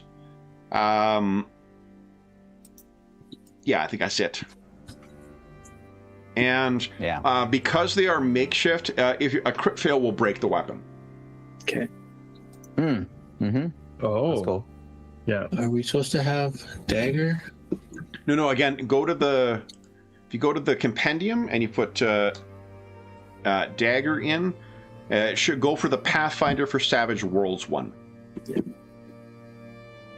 Yeah, you should be able to type dagger in the search thing. And Yeah, if you check dagger in the search one, I'm for mine, the top result is a weapon dagger. Gotcha. If you just drag and drop that onto your character sheet and then go into the edit, you just have Mine to click says the no matching results for dagger. Not seeing something. John, were you able to find it? Mm-hmm. And that's a keyboard and chair situation, Dave. I don't know what to tell you. Okay, you know what, Dave? I Mine can does actually. the same thing if I go search for dagger. clicked on the compendium. Yeah. I put Okay, dagger no, and hit no enter. Yeah. No matching results. I get. Well, I don't know what to tell you because John was able to find it and I was able to find it, but I can just drag and drop it on for you. Sure. So, and it sets up its attack and damage automatically. Fucking awesome. Oh, You'll weird. need to go in and change it to like fighting instead of like. Oh yeah, because it's got athletics as the default. Yeah. Okay. All right, you're good to go, Volk. I'll turn your thing off. There you go. Okay. Thanks. Welcome. Okay. Very odd. Also, it might just be a matter of refreshing your browser. Sometimes the compendiums can be real finicky that way. Mm. It I did think say that that might be. your session might have timed out. Yours says a session timed out? No, that's what it said might be the reason for the error. Oh, got it. Yeah, so it may just need to refresh. refreshing could bring Yeah. it up. Maybe during the break I'll refresh. Okay. Refreshing now. First I'm gonna use my magic to make some people disappear. And then All right. Then, I think we've got all your preparations done for. This will be the final day before Armas.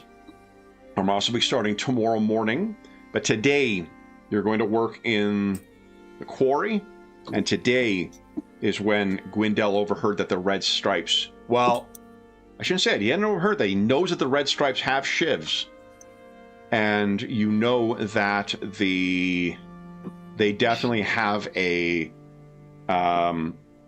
plan for Marco. right?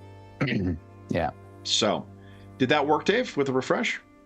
No, compendium still doesn't work, but that's fine. If you go into the compendium, Where? when you click on it, does it give you that list of categories?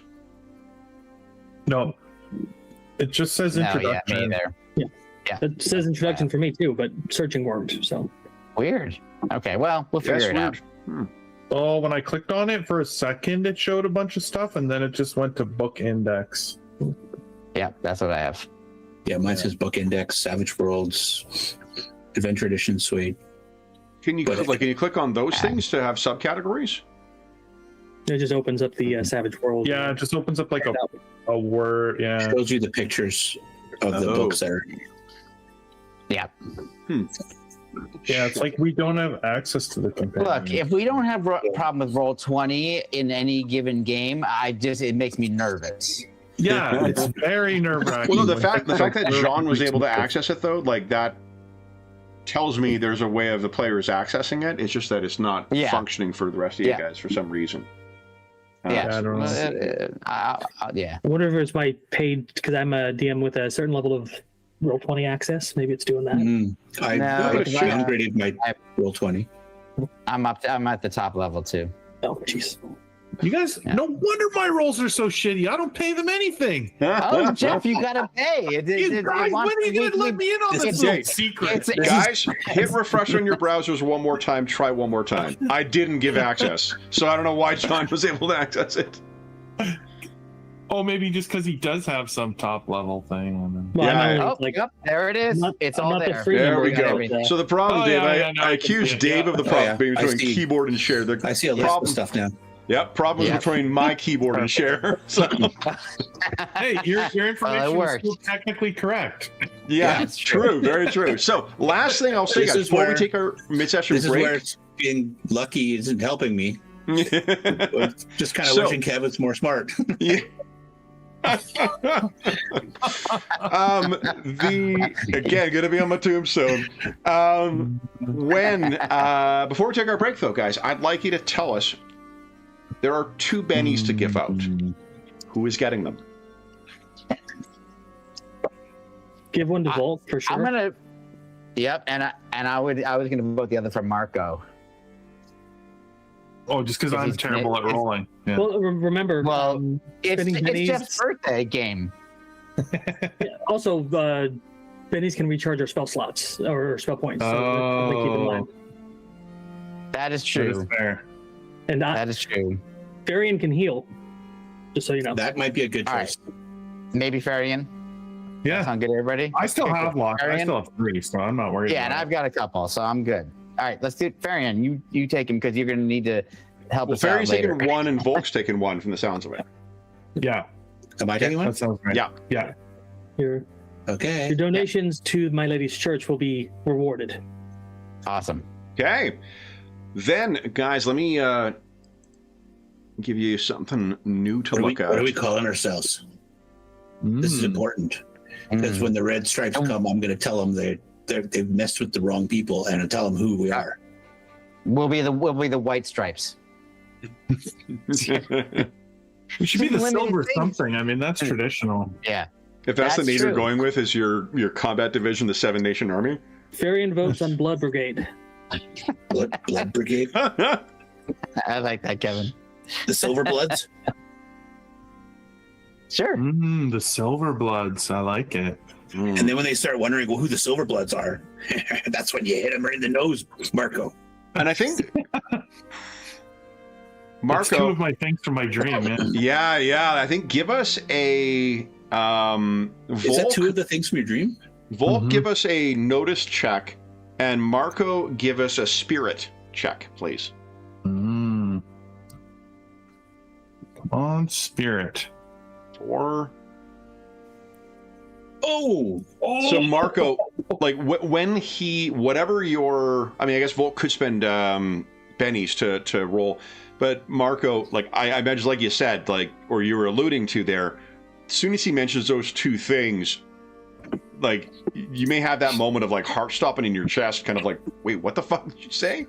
But what that tells me is that you were able to recover and hide it. If you wish. If you want. Oh yeah, for sure he's hiding it. Okay. So no one noticed. Oh, you know what? Farian and Gwendal, why don't you each give us a notice check? Okay. We'll see if the lady blesses Farian to notice this. No. Let's see here. To notice. Marco's secrets are his to keep. There we go. Oh. There we go. Nope. And I'm not going to Benny that. Okay. Then you've kept your secret, Marco, but yeah, it does seem things. And one thing to contemplate as we are going on our break is Two Stone Mine. Mm-hmm. This is where your Cool. work is performed. Oh, beautiful. Yeah. So let's take our mid-session break, guys. Dangerous. It is. There's a lot of accidents among prisoners here. So, I bet there are. Yep, and one of the reasons why you do need to kind of band together as as fellow prisoners. So, the last day before Armas, we will see what's going to be happening during that. Oh, Anna says hi. Hello, sweetie pie. After our mid-session break. So for those listening at home, we'll be back in about 5 minutes.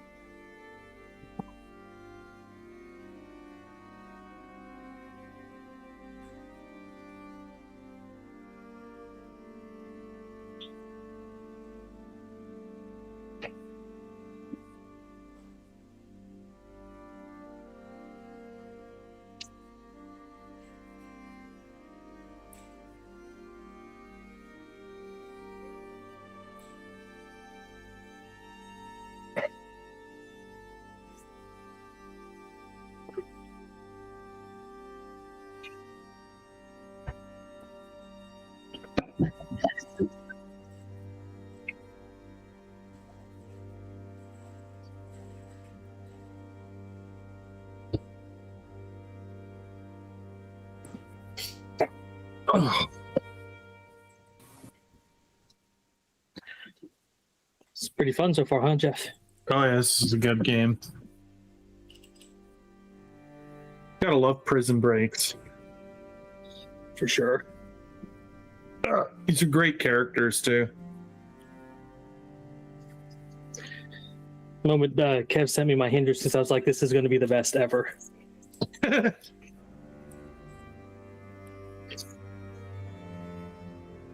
Oh my goodness. Should have a real bottle opener. Got it. Ouch.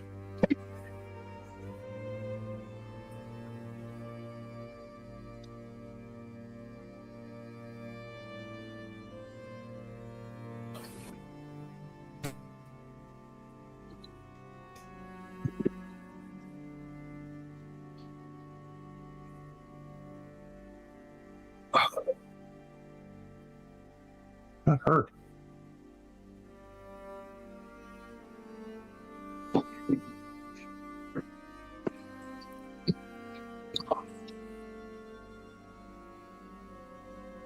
Probably eating a little less pizza, but it was so delicious.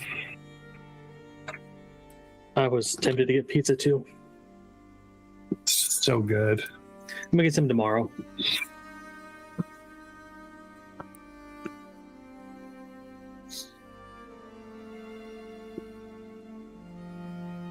Kind of almost have to have pizza on the weekend. Yeah. Whenever I have pizza, I always get myself a 2-liter of Pepsi. It's a treat. Oh, yeah. I don't really drink much pop nowadays either. It's the only time I drink Pepsi. So when I get pizza. Oh, yeah. It does go really well together.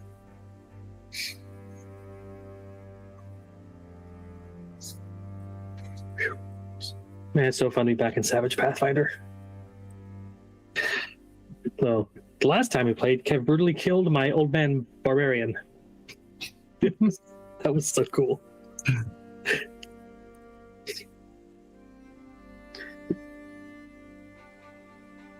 Don't have to unmute yourself. We heard you.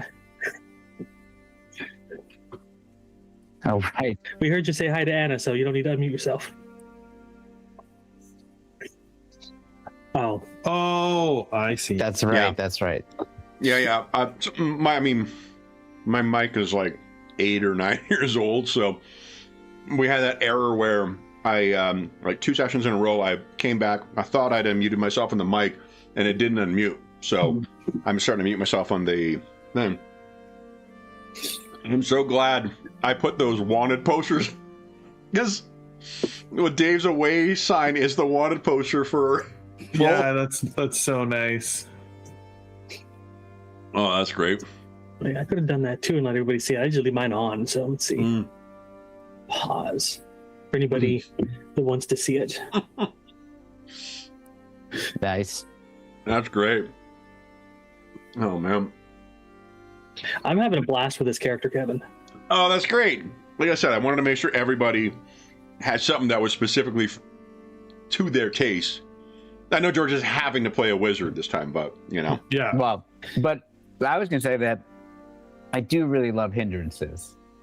Like that is, Yeah. Making it really fun. And I'm very curious to see what the actual hindrances were for each person. Like I have a decent idea, but it's fun to like have that kind of role playing element built in. Varian still has integrated things way. you haven't figured out yet. Oh, Yeah. I have no doubt. I have no doubt. No, the hindrances, I think, like Savage Worlds, they don't expressly say it, but the way that I've always understood them is they're opportunities for story, right? Like it's ways for you to justify, have a little fun, playing up a bit of a ham of a character, and because the characters in Savage Worlds, it's almost not, it's not the same thing, but like it's some of the reason why like Marvel characters sometimes appeal more to people than what DC, or at least are more relatable than what DC characters are. Because Marvel characters always have feet of clay. They're always intended to have something that is their problem that they're dealing with, regardless of whoever the character is. And that's a core part of every single one of their characters. That's something that's very, very fun about Savage Worlds, is that it gives you those specific role-playing excuses to be like, I don't know, whatever the hindrances are for your individual character. For anybody that's interested, Varian's in jail for like 12 counts of mountebankery, and if you don't know what that is, there you go. I had to look it up myself. Yep. 12 counts. Very interesting. He's a fucking con man. Exactly. Yep. And he makes no attempt to hide what he's in here for, but he doesn't tell you anything else about him. So Awesome. So then, anything you guys are having done before heading to the mine? I guess let's maybe quickly make sure we're all on the same page. What's the escape plan, guys? Yeah, what is the escape plan? I thought we're going to be like trying to break out of the prison thing on the way, on the caravan on the way back. Isn't that what we're doing? That's what I understood. Flooding the crowd? Yeah. But not till we get back to the city, right? Once we're inside the city, we're Well, going to do that because there's lots of people, etc. Right. Because Volk's going to have the pick, so he can start picking his manacles and get us free. I said 20 per wagon. That's probably a bit much. Let's say the 4 of you guys are in an individual wagon. Eight per wagon. Well, I don't Yeah, know. maybe. Having more might give them more people to chase. Oh, fair enough. You want to free everyone? Yeah. And Kevin, do I think I could potentially cast a silence spell without using thievery and whatever else to disguise what I'm doing? I'm assuming there's like guards on each one of these, conveyances. Once you're locked inside the thing, like picture it like kind of like the Golarian equivalent of a prison transport, heavy oak, tiny little slits where maybe you can see in and out. That's what I'm picturing. Like your friends that you've seen in town, if any of them are coming to visit you, they may try to get word to you that way, or like through one of the doors, because like the jail itself is within Kenabres, so you would have. It's possible that they could like slip in through windows or things like that.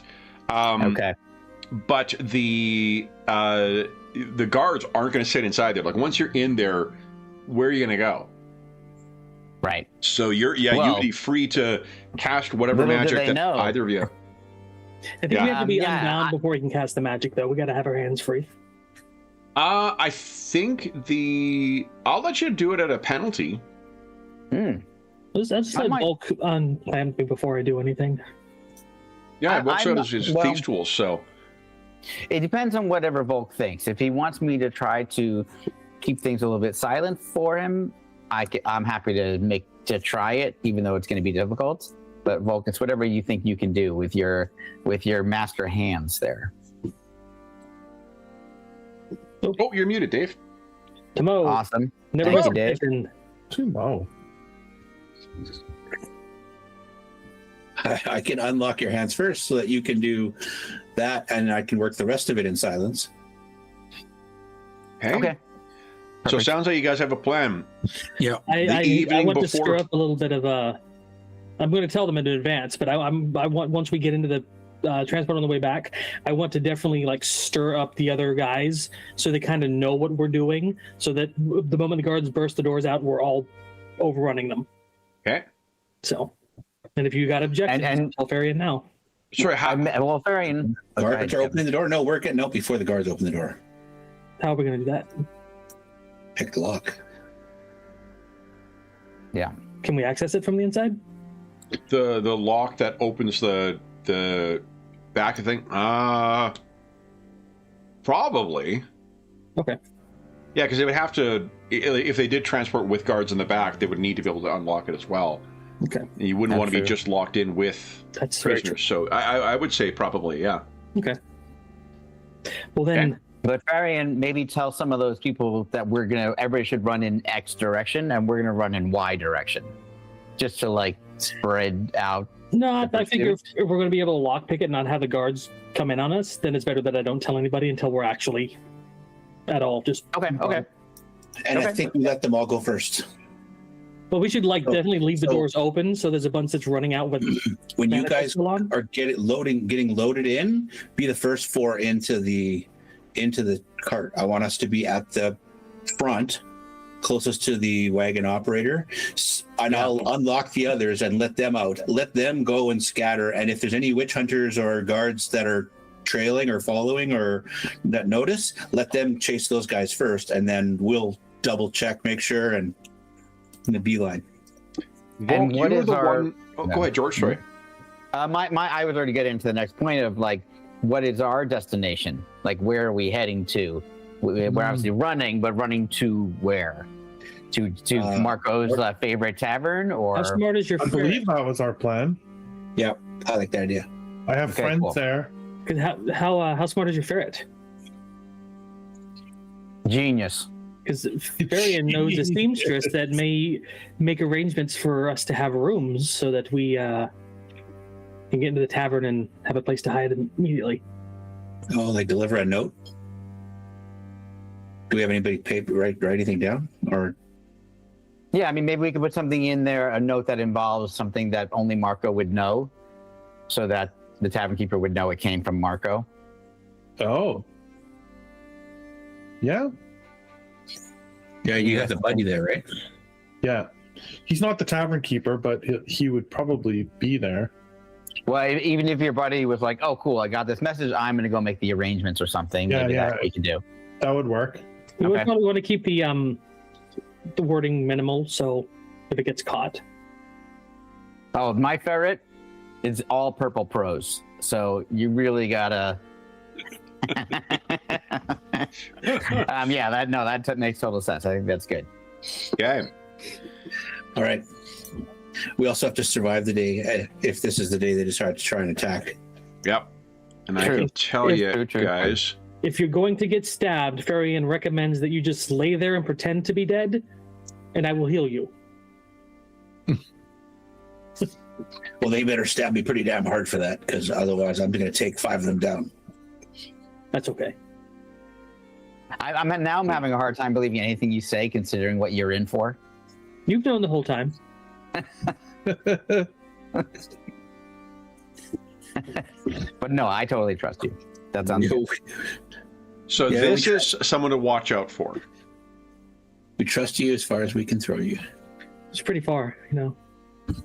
Oh, Then with Stripes. Excuse me. this is the guy who leads the Red Stripes, Uh-huh. and your average. Of course, fucking course. Roll 20. You never fail to. I had an error loading one image, and then I refreshed it and I tested it to make sure it loaded. But I knew it didn't fucking load properly, and I just tried to load it into a handout, and it didn't load properly. I never learned. look, no, it's just Roll20 has to keep getting more inventive of how it's going to fuck with you. Like that is its role in life. In fairness, what I will say is that, like, Knockwood, we've had a fair bit of, like, the, camera resetting tonight thing that we've had the last little while. We did not have any of that on Wednesday. We had, like, once or twice. So, like, that was That's true. being fixed. And they did fix the image thing. Like, this is a minor thing. I should have known it didn't load properly. But every other thing has been loading properly and has been, like, usable right away. So that was another issue they had that I have fixed. So I will retract my statement and give Roll20 a break for once. It is like, I don't know. It's got to be like running a live service program like this has got to be, putting tracks in front of the train. Like 90% of the time, right? So, and especially with all the modifications they are trying to make it better, and the mergers and acquisitions that are happening, and all the integration, plus people using it.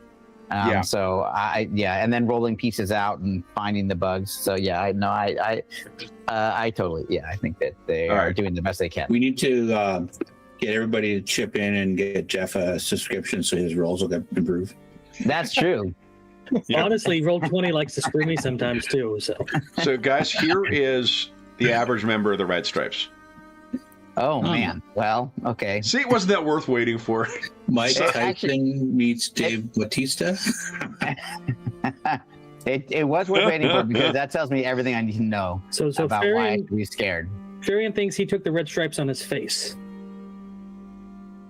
Farian thinks what? He took the red stripes on his face. Oh, that could be. I'm calling him ugly. He's definitely a striking gentleman. So then, are there any preparations that you guys wish to make with respect to? It sounds like you got everything ready to go as far as the escape is concerned. Oh, and what my question was going to be, Volk, with your experience in the various prisons around Golarion, if you were the warden of a town jail or a city jail that suddenly had a bunch of prisoners escape the eve of the most important holiday in your city, what do you think your response is going to be? All out manhunt? Would you, though? I mean, I think a responsible person might want to do that. But if everybody is here, like, is the other option to just be like, let's just not fucking tell anybody until after the holiday, and then we'll deal with it then? Oh, yes. Yeah, that's probably Well, it also depends on the warden too, and this guy might be a bit of a slimeball. So This is the I one think who is that- taking bribes for you guys to work as slave labor. So Yes. Exactly. So he's like, he's less concerned about catching us than he is about his own hide. Hey, look at it Yeah. this way. Once we're out, we can, stick around and then find a place to drop a big rock on his head at the earliest opportunity. and also, like, there will be people leaving after Armas. So I don't if you were see leaving at murder that as- point, True. I don't see murder True. in your list of things, but if you want to add it, No, I am not in here for murder. Varian did not commit any Okay. murder. but if you want to add it to your rap sheet, I'm okay with that. The lady is fine with revenge. Okay. But who is the lady, by the way? I'm just curious. You do not need to know. Okie dokie. That's If great, you need to Don. know, you will find out in her time. All right, let's see. Does that mean I put you on which column do I write your name? I'm gonna figure this out here. Varian swings many ways. So then, it sounds like all. So I guess the last thing. Any preparations you wish to do with respect to the Red Stripes? Hmm. You guys will work together as a crew when you're in the quarry. You know what? I think one thing I would do is just try to listen in on any conversations they might be having, just in case they say something that might lead me to believe that they're planning an attack tonight or anything like that. Like, I'm sure they're not talking about this in casual conversation, but I'm just going to keep an ear out for what they might be talking about. Okay. I mean, the work crews will be. That would require you to slip away from your crew to then listen And into go to theirs. Yeah. That's true. That's true. Yeah. Maybe that's not going to actually work. I mean, Yeah, definitely exactly. possible. I think you're trained in stealth. I mean, everyone gets a base level in stealth, but I think you've actually got some training in it, don't you? No, I do. Maybe I would, and maybe if I got caught, I'd be like, "Oh, I'm lost. Like, which way is that? Which tunnel is my, or something." Like, I'll try to bluff my way through it. Yeah. I think Varian wants to see if he can convince some of the other workers to trade them spots so that we can be more in the open under the guards' watchful eyes. Yeah. Unfortunately, you're not really. That's not a decision for prisoners to make. No. Your crew is assigned. Now, you could try and convince one of the guards, perhaps. That works. Okay. So give us a persuasion at -2. Well, it's up to you, lady. Bless me. Oh my God, amazing! There you go. Okay. Wow. So then, yeah, you guys will be able to pick a different spot. You won't be where well, at least you're not going to be in the place they were going to send you. Okay, cool. It's not going to mean that you're impossible to find. It just means it'll take longer for them to do so. Yeah. Okay. Right. Any other preparations? Can I talk to the rival gang and try and stir some shit and tell them that the Red Stripes are coming for him? I mean, you could, but how do you think that would prevent the Red Stripes from getting to you? It might not prevent it. But if they rough some of their guys up, then maybe there's fewer. I don't know, or less in the number. You can give us a persuasion at -2. Yeah, As I'm well. freaking persuasion. Come on. Say the lady's prayer. Lady can bite mine. And there you go. That's what you get. Yeah, and imagine so Volk. Sorry, John. That's nothing against you or your character. That's Volk. It's like, fuck the lady. Varian just grin and he's like, "That's what you get." So, and I think imagine Volk.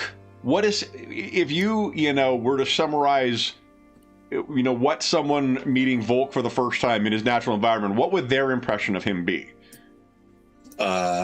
He basically, unless he likes you, he'd be spit on your corpse before he'd help you out. Yeah. So for him to suddenly come up and be for like, him to suddenly go over and talk some shit to, they're like, get out of here. You don't fucking talk to us. You never talked to me. You never talked to me before. And now you're here.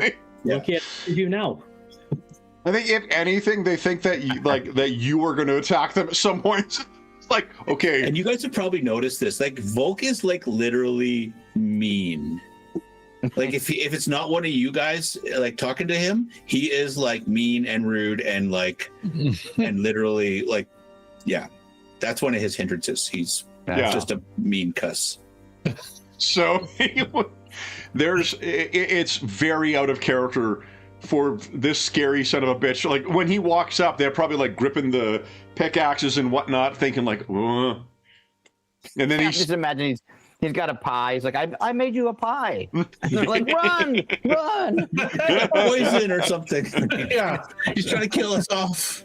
Okay.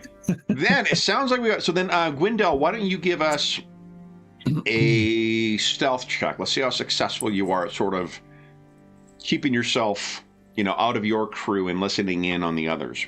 How's a 5? 5 is not bad. Because I can Benny it. I'll Benny it if I feel like. Yeah, like you're probably gonna want. Let me do it. I'm gonna do it. I just want to make sure this is an important moment. So let me Benny this. I'll subtract my Benny in a second. Okay. So what it means is you are going to be able to position yourself. You're not going to be able to like get fully away from it. Wherever they position you guys, there's far too much opportunities for. As you can see, like the mine it's a pit, or no, it's not a mine, it's a quarry.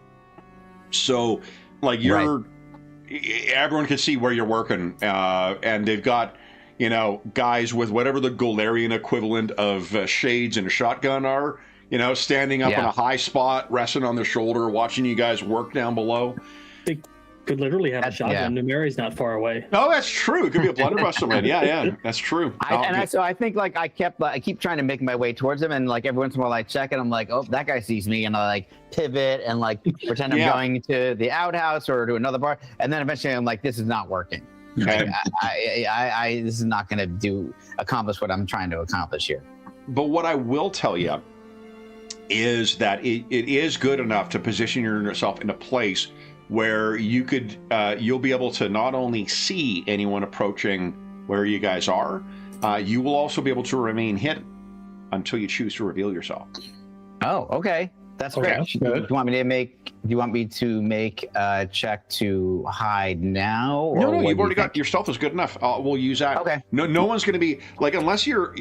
The way I'm choosing to interpret it is you're rolling as a 4 to make yourself hidden, unless they're thinking to find someone hidden, and then they're not going to make a notice check to do that. Okay, yeah. So they're not actively looking for me, so therefore I'm kind of hidden until the exactly. Like they're not actively looking for someone who's counter ambushing them. So you'll be free to be hidden here. Okay, awesome. Okay. That's great. All right, Therian. Hey, Therian. Yes, Volk. If they actually give us a chance to talk, if they don't just come swinging shivs, and you can do something to distract their leader, so I can get the drop on them, then do it.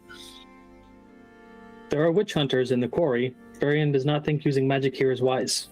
It doesn't have to be magic. There's not witch hunters in the quarry. There are clerics in the quarry for sure.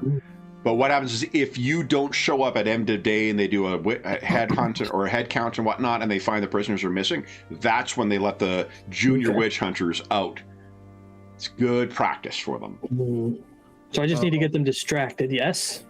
Yeah, and it doesn't necessarily even need to be magic. You just need to distract them enough. I'll stab him in the dick, and you can get him. I was thinking about I'm standing in front of him, you distract him, I stab him in the throat. I know, Therian agrees. Good opinion. All right, sure, whatever. Sharian is the adage about like when you have a hammer, every problem looks like a nail. Yeah. So, when you have a shiv, every problem looks like a dick. Stick it. All right. Bear with you one moment here. I'm just going to make sure.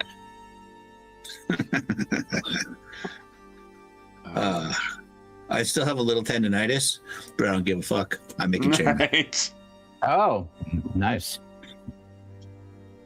It's like, yeah, take that tendinitis. Have you got the Robaxa set yet? No, I totally forgot. Okay. I was laid up and not moving anywhere that Sunday. Yeah. Again, what's the worst thing you could do for sore back? Anyone? Yeah, Well, how go about- sit in an how about- uncomfy chair for an entire day. Well, actually, I stood a fair bit, which is Oh a shit! little better. But I had 3 chainmail shirts with me at the comic store, and people were like trying them on. So I was literally lifting the 44-pound stainless steel chainmail shirt off of like little kids and people, and I was like, "Oh my god, my back is killing me." Yeah. It was not fun, but it was fun. Awesome. Yeah. Well, Wes and Marianne are fucking great too. Yeah, they told you to come down and spend some money. I should go down and spend some money. They're Well, I tell you, like, Kevin usually hasn't been here in a long time and bought any comics. I'm like, I can't tell Kevin what to do. yeah, you know what? Honestly, it's because I don't read like monthlies anymore.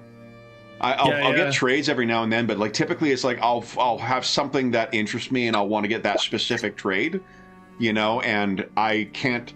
Because there's like the way, I mean, this is the non sequitur, but like the way that stories are told in comics nowadays with the fucking crossovers and whatnot, I just can't read them.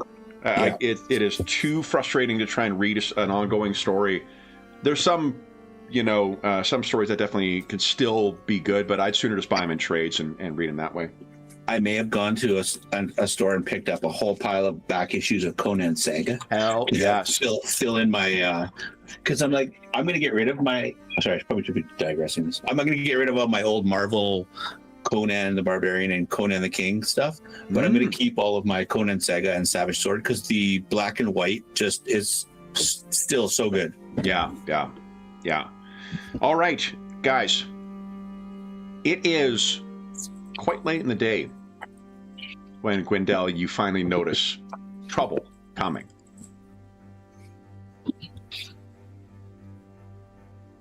Jump on Gwendell. Sorry.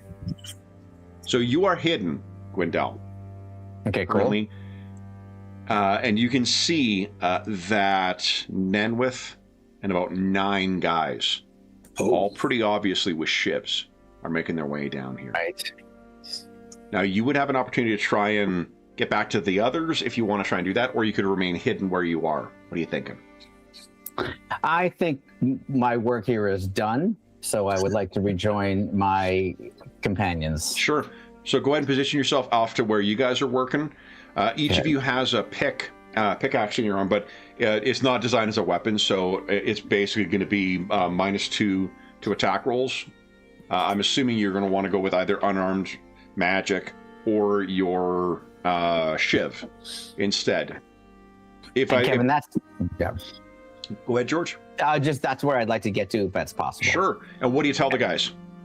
And I kind of, as I'm walking past them, all like, red stripes on their way. Okay. 9 of them. They Armed. are coming, exactly. What does everyone do before we draw our first card for initiative? I stick my pickaxe into the rock, pull my shiv up, and move here. Okay. I'd like to just crouch down behind some of this debris, quarry Stone, debris, sure. etc. Yeah. Marco, Vulcan. What do you I'm gonna move like sort of right between these rocks. I know they're coming for me, so I'm gonna, present a target for them essentially. Okay. I'm going to present a shiv from the flank. Oh, wait. Am I going to be hidden? Yes, I'm going to try and be hidden. Okay. So, Volk, why don't you give us a stealth check? I'll say if I maybe kind of be out of sight when they come around the corner. So Yeah. Yeah. So, and then while you're doing that, let's quickly look at the rules for the drop, because that's the other way. 5. Okay.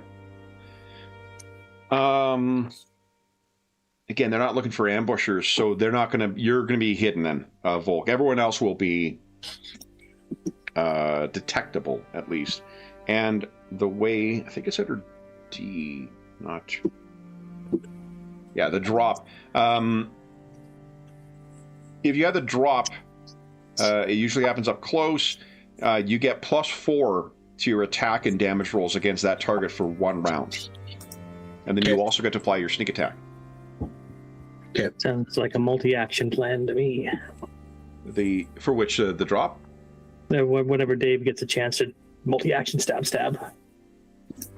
It would only be for the first attack, I think. You get it. Yeah, you wouldn't get it for both, but good thinking them. Okay. So then, Marco, if you walk out, what you see, Nenwith just points at you with a shiv, and he says, "You Yomadite bastard. We're being paid for this, but I'd have done it for free." And let's draw some cards. I'll go left to right here.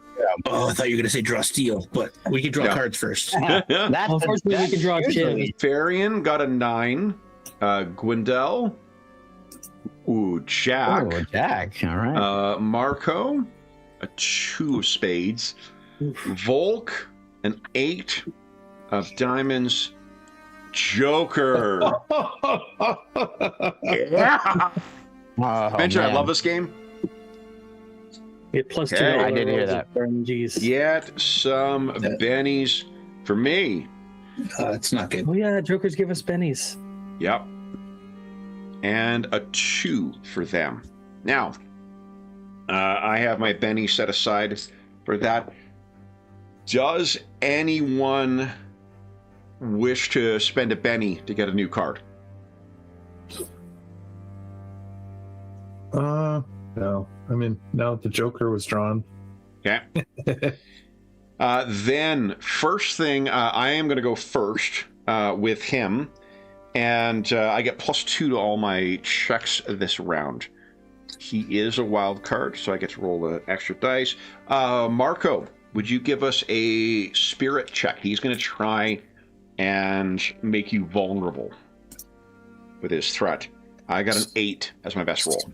Spirit. Ooh. Good Benny that if you like. Benny. Yeah, I will. Okay. This is where those bennies are going to come in handy. Oh, terrible roll. Hey, which means you are. I have a raise against you, which means you are both distracted and vulnerable. So -2 to your rolls, +2 to his until the. How long does it last? End of the round, I think. Maybe. Let's see. The test.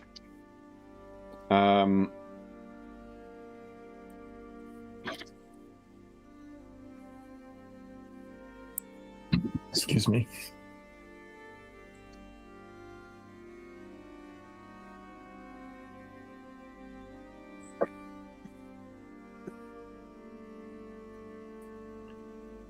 Say 131. Let's see. Maybe it's under the condition.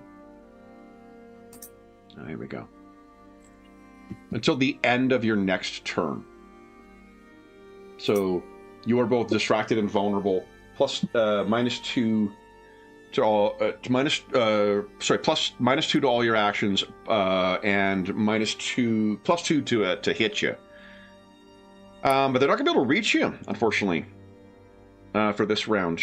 So he is going to run. 2, 3, 4, 5, 6, 7, 8. And then it is Gwendel. I think what I need to do is start off by spending my last current Benny to get 5 more power. Wait. You got 10 Can I go already. above my maximum? Yeah, Nope. I can't go above my maximum, right? Yeah, okay, cool. Okay, so then I won't do that. Now, I'm about to cast some scintillating bolts at this guy. My Okay. range is smarts ×2, and I can't remember how to figure it out what is your that range? actually means. It's smarts ×2, it says. It's the value of the dice. So I think your smarts is an 8. Yeah, so my smarts is 8. 16. So it's a 16, so that's 16 in squares. range then for me. Yeah. I'll double check that, but I'm pretty sure that's the Pretty sure case. it's an 8. Yeah. Cool. So I'm not going to add any fancy things. I just want to try to hit this guy. Yeah. So here comes a bolt for the normal PowerPoint cost. Okay. Here we go. Whoa! That is a hit with a raise. Beautiful. Go ahead and All roll right, here we damage. go. Give me some damage. Let's see. 9 points of damage. So he is. Well, first off, tell us what your magic missile looks like. I think they look like They're energy, but they look like scintillating diamonds. Yeah, Awesome. Okay, so it goes up, and it doesn't quite. It throws him off balance a little bit. Does not affect him. I am going to spend a Benny to unshake him right away. Okay. Does I do have a Benny for him? And Awesome. Can I give myself keep a little bit of cover, or what? Or am I just not really. just, Like taking cover. Okay, that's cool. You are behind cover, but That's fine. That's fine. That's fine. there's no like popping up, popping down stuff here. But that's okay. I'm good. I'm happy I'm happy with what just happened. So I can't remember what game I was reading recently, but there is a like a pop out. There is a specific rule. It actually might be D&D second edition or AD&D second. But there's a rule for popping out of cover, popping back in. It's just a flat a pretty substantial penalty. Yeah. No, I'm happy with that. What just happened. So let's you move got on. it. All right. Cool. So then it is Farian. Question: what test did you use to like shake Marco? Or It was intimidate. Oh, it was like a skill. Okay. Yeah. Don't have that, and I don't see myself being very intimidating. A test it's just a skill that you're using to try and like if it makes sense in the narrative, I'm happy to do it. But like you do, it's also like you can't be like I'm going to use my faith to do that. Like if they don't share your faith, there's no sense that would be it. But Gotcha. what are you thinking? Because I want to get him in position for Volk to stab, but I think Volk's a bit too far away. I'm going to follow Gwendell, and I'm going to cast a spell. Okay, what are you thinking? I think I'm going to confuse him. Nice. That does make him vulnerable on a success. It makes him distracted if I get a raise. Awesome. So as well. Ooh. All right. So he'll do something you haven't seen him do before. He'll lift his hands up and say, "My lady," muddle his mind. Okay. Go ahead and give us your spell casting or your faith roll rather. Ooh, I'm going to Benny that. Oh man. Okay, Cool. go ahead. I get a +2 when I Benny it. Yep. There we go. Success, no raise. Yeah. Okay. And a medium blast template. Sorry. Well, you're only gonna be able to catch him. You won't be able to catch you. I was just thinking about the +0 for a small one. So, in case my is he distracted or vulnerable? I'm going to make him vulnerable. Awesome. Okay. I'll put violet for vulnerable, guys. I mean, it's pink, but Cool. Then I think I will move. Farian will move. A little, just a reminder: if you're choosing to run, you got to do that before you take any of your actions. I know you're not doing that, but I just want to reiterate: because run opposes a -2 on all checks, you do need to decide if you're going to run beforehand and make that dice roll. All right. So the Farian has moved himself over there. Next up is Volk himself. What are you doing, Volk? He's too far away. And I don't want to run, and I don't want to be out in the open. but you got the drop. Your on. sneak attack applies for thrown weapons. A dagger can be thrown. Yeah, but then I don't have a weapon. This is true. So Wait, who do you think side Kevin is on, Dave? yeah, Volk's gonna. Yeah, it's almost like you're is, giving us terrible fucking advice here. Volk is holding his dagger, and he wants to come out and like drive into this guy's throat, and he's like, "No, I'm just gonna wait. I gotta be patient. I gotta be patient." Yeah. So he's actually going to like delay or not go. You can hold your card. The thing is, once the turn ends, you'll lose it. That's fine. My card's not that spectacular. All right. Then we go in a reverse alphabetical order. So spades is before hearts. So Marco, you're up.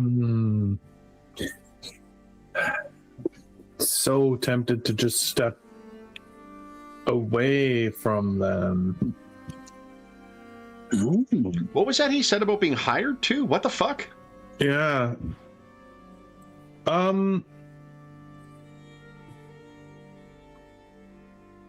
Like come closer to me. Yeah, you know what? I'm gonna move out. Yeah, I'm gonna move out this way actually.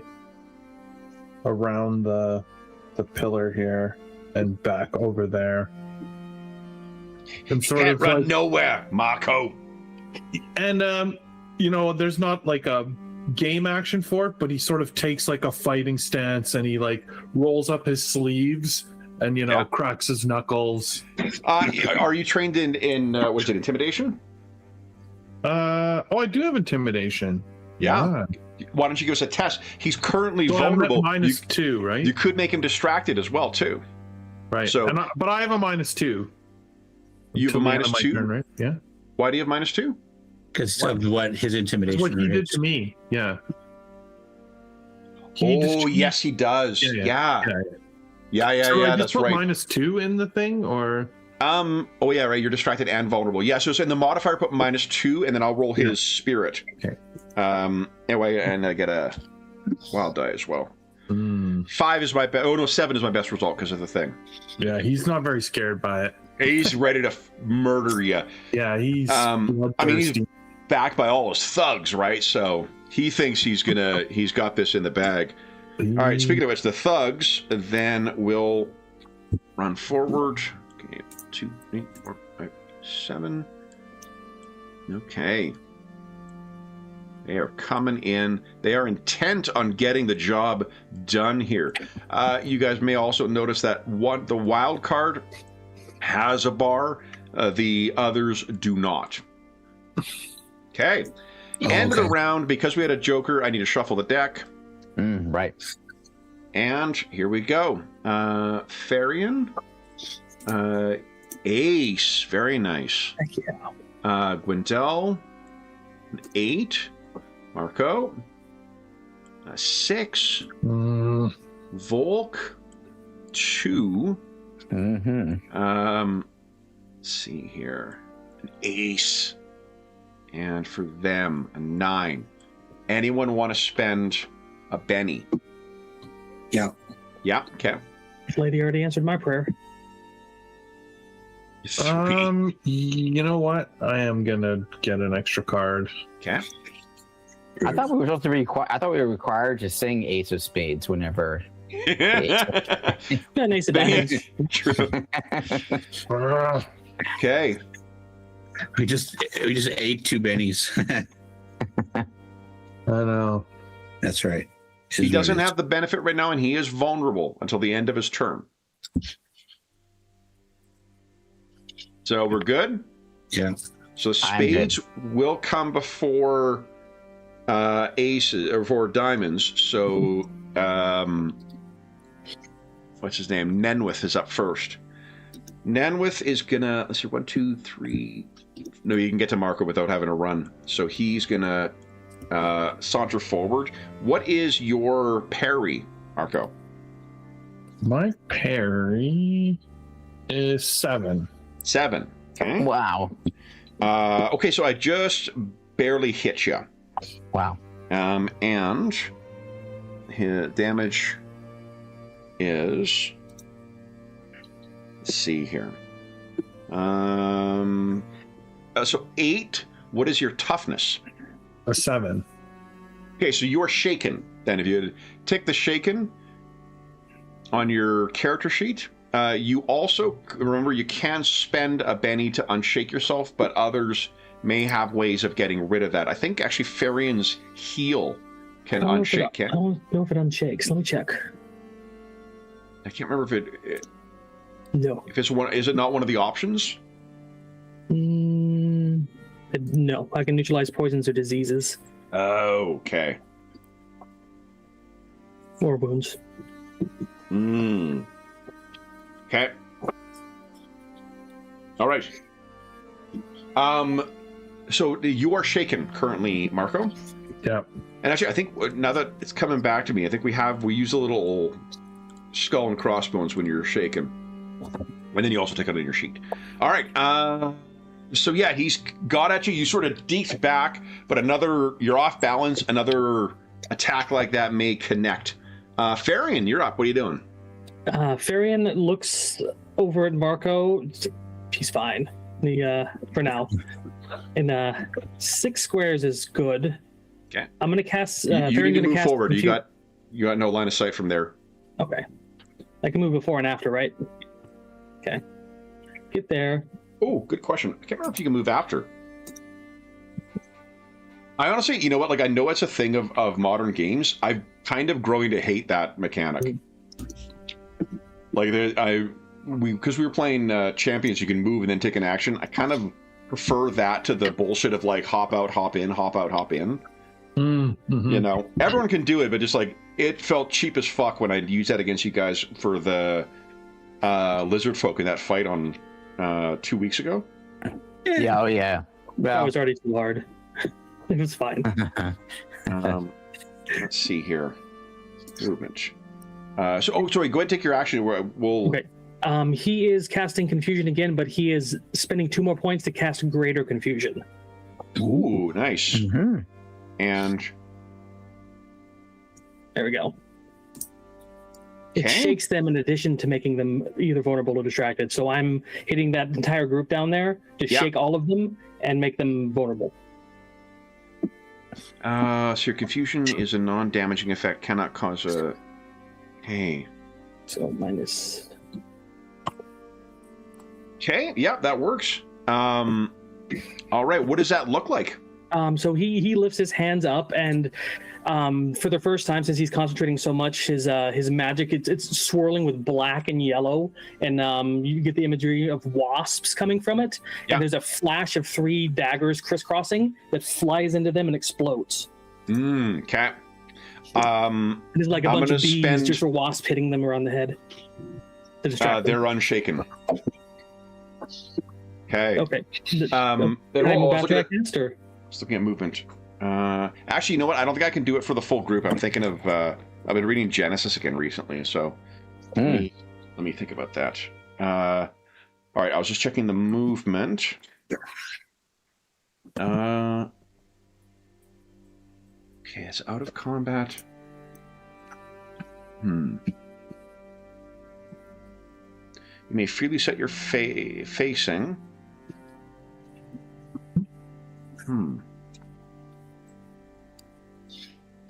At any point during your movement. Yeah, so you can move before and after. Okay.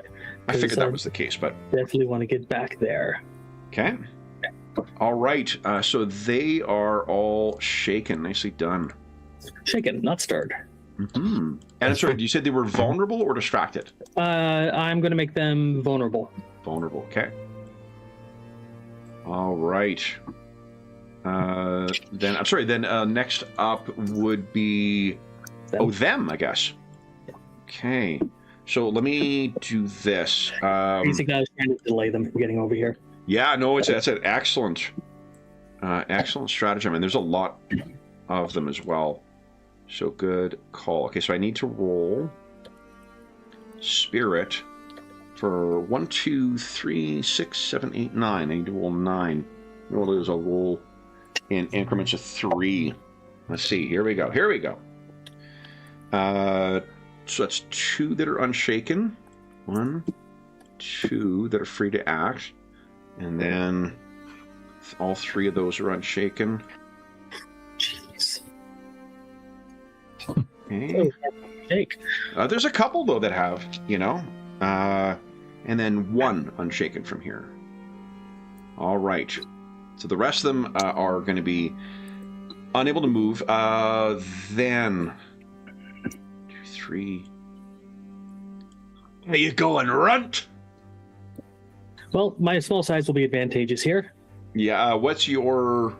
Well, no. That's already. It doesn't factor on them. It does actually. When 2 people are fighting, they take the penalty that I get. It's like Oh, their size right. get- -1. So what is your? What's your parry? I get. Oh, sorry. Parry. I think it's 4. Yeah, 4. Parry's a 4. Okay. Yeah, I'm assuming I'm getting hit. So That is a hit with a raise. So, what's your toughness? 4. You are shaken. Okay. Okay. Then this guy, I'll have to move Wendell your card. Where's the skull? 2, 3, 4, 5, 6. It didn't run, so he's going to shout at you to try and distract you, Gwendell. Give us a spirit check. And then I'll move these other ones. He'll have to run. Oh, yeah. We haven't got pummeled yet, George. Oh, well, 2 of us have. It's coming. 6, 9. Okay. So just a spirit check from you, please. I only rolled a 2, so just don't roll, snake eyes. For here. Did you roll there, Gwendell? George? You're muted, George. I need a spirit check from you, please. What nobody's drinking to Mo? I did. Oh, I am. Yeah, in a moment. Okay, here we go. I was just thirsty. That's why I muted myself. Here we go.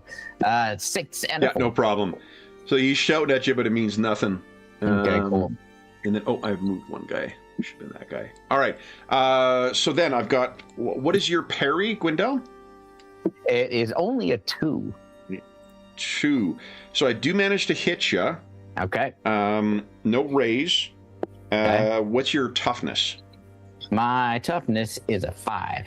It's a 5. Okay. Then not a raise, so that you are also shaken. Okay.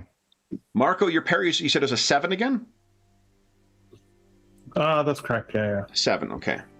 So I have 2 on you, but they got -2. Now you're keeping gang up bonus. But they do not manage to get past, even with that gang up bonus. All right, that's it for them. Then it is Gwendell. What are you doing? To try to recover from shaken, I guess, make a spirit roll. Yes, or you can spend a penny. I'm so reluctant to spend it. So I think I'll for now. Spirit or vigor? Spirit to recover from being shaken. Yeah, that's what I. Yeah. Okay, here we go. Come on. There you go. So Alrighty. you are unshaken, so you can turn off your shaken condition and then take your round. All right, here's what I'm going to do. This time. What's that, guys? It's 10:30. Everyone gets a Benny? Sure. Ooh, okay, fantastic. Ooh. Let me add that. Here's what I'd like to do. I've got these 2 guys here next to me. Yeah. I'd like to cast blindness. Normally, it only affects 1. However, under modifiers, I can increase the area of effect for 2 extra points. Love it. So it's going to cost me a total of 4 power points to do this, to affect those 2 guys. Go ahead. So I kind of wave my fingers around and kind of across my own eyes, as if that's what it does to them. Yeah. So here comes my roll. Are you doing? I The start, and then I start Batusi? dancing, and then Uma Thurman shows up. It's great. And you were right. I can affect shaken. I just didn't read the last 3 words. Oh, can you? Okay, cool. Yeah, when I heal them, they heal the hit point and break shaken if it matters. Oh, cool. Okay. Sweet. Okay, so Kevin, there's no raise, obviously, so I can't do as much as I hope I could, but the victim suffer a -2 penalty to all actions requiring sight. Awesome. That's without the raise. And then they automatically can try to shake it off with a vigor roll as a free action at the end of their following turn. Love it. Yeah. Okay. So they're all right. Amazing. Are they also vulnerable, or are they just the minus? Just the the penalty. Just the minus penalty. Love it. -2 penalty. Yep. Okay. Then it is Marco. Okay, Are you rolling to unshake, or are you spending a Benny? Sorry, what's that? Are you rolling to unshake, or are you spending a No, Benny? I'm spending the Benny. Okay. So it's unshake yourself, and then take your turn. That's too many bad things. I'm gonna punch the. You know what? I'm gonna clear one. I'm gonna try and destroy one of these guys here in front of me. Sounds good. So just click this unarmed strike, right? Yeah. Oh, Their parry. I think that's a hit. Let's see. Yep, that's a hit. You want to roll damage? yeah. Okay, here we go. Come on, big numbers. Ooh. An 8. Oh, yeah, that raise would have been good. Yeah, that raise would have been great. Okay, but that is enough to shake them. You could spend a Benny to re-roll damage, but Better you not. also have Stunning Fist. when you hit a target with an unarmed strike, and score a raise. Shit. Yeah, I have to get the raise. So that is, he's shaken then. And I think that's it for you, right? That's all I can do. I mean, you could have made two attacks at -2, right? Mm-hmm. Multi-action. Yeah, I know I could, I guess, but I'll wait and see how the round goes. Hey. All right. I'm going to give a quick shout out to Darren, who's in the chat. Hey, Darren. Oh, Hey, Darren. DG. Insomnia if he's up at this hour. Yeah, I was Oh my going to God. say, like, Exactly. isn't this some insane time of day there? It is. He said he should get a special next session from whatever game he plays in. Absolutely. Something special. Okay, then it is Volk's turn. Yeah, Volk. I have a question about the terrain before I just do what I'm going to do. Can I squeeze through the area between Marco and this brown outcropping, or is that? Yeah, like this is platform. That's flooring, not. Oh, I thought that was a roof. Okay. No. The ramp going up? Looks like a ramp. Yeah, I think that's. Yeah, like that's a ramp over. I think this is shit that's above Oh, yeah. here Okay. where the darker line is, but this Okay. part is all like that's how you're getting across the open area there. Okay. Scaffolding, I And guess, is the word. The other question is a refresher on. So if we do a wound on a character or that doesn't have a bar, do they die? A wound kills them outright, and if you double shake someone that is shaken again, they get a wound. So Okay.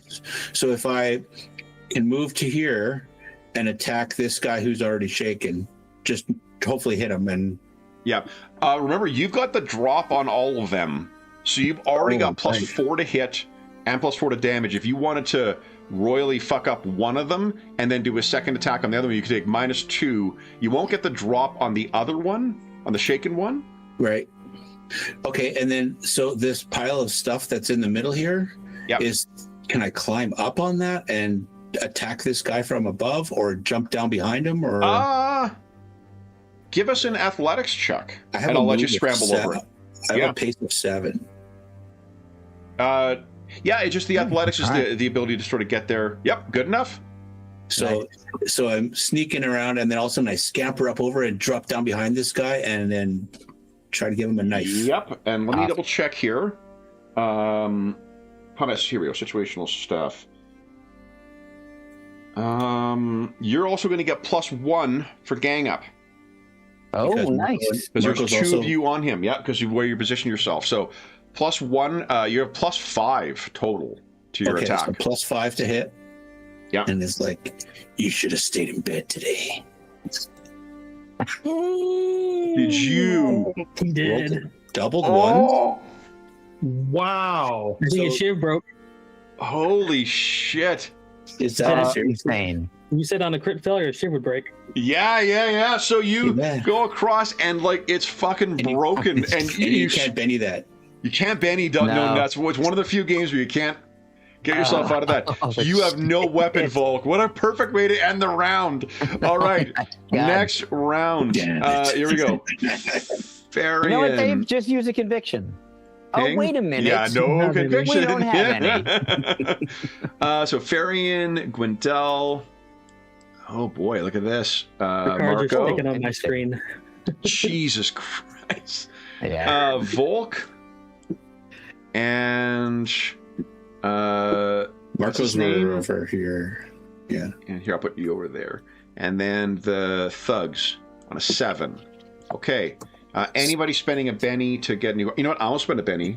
Does spades go before diamonds? Which one is Reverse my, alphabetical which order. one's So my new yeah, card? There's so many cards on the screen. Yeah, I'm yours- moving all of them off my to when they're yours is done. as a 3. Marco.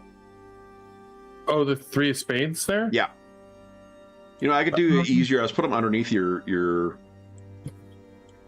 things here. So Didn't you have a turn order before that these would appear? Oh yeah, we did. Yeah, we do have a turn tracker. Yeah, I don't Oh. remember what the macro is, and we're last 20 minutes of the session, so I'll look Yeah, it you up. know what? There's 20 minutes left. I'm going to spend a Benny and get another card. That is Okay. such a crap card. Nice. Okay. Do it. Come on. Do it, Jeff. There you go, Jack Oh, of nice. clubs. Nice. Anyone else spending a Benny? Yeah. Oh, awesome, Dave. Volk is okay. 5. Okay, so your 7 is better. I'll spend 1 for Nenwith. An 8, so I'm a little bit better, but not better than Marco. So first up then is Farian. Okay, before I start, I'm spending a Benny to unshake.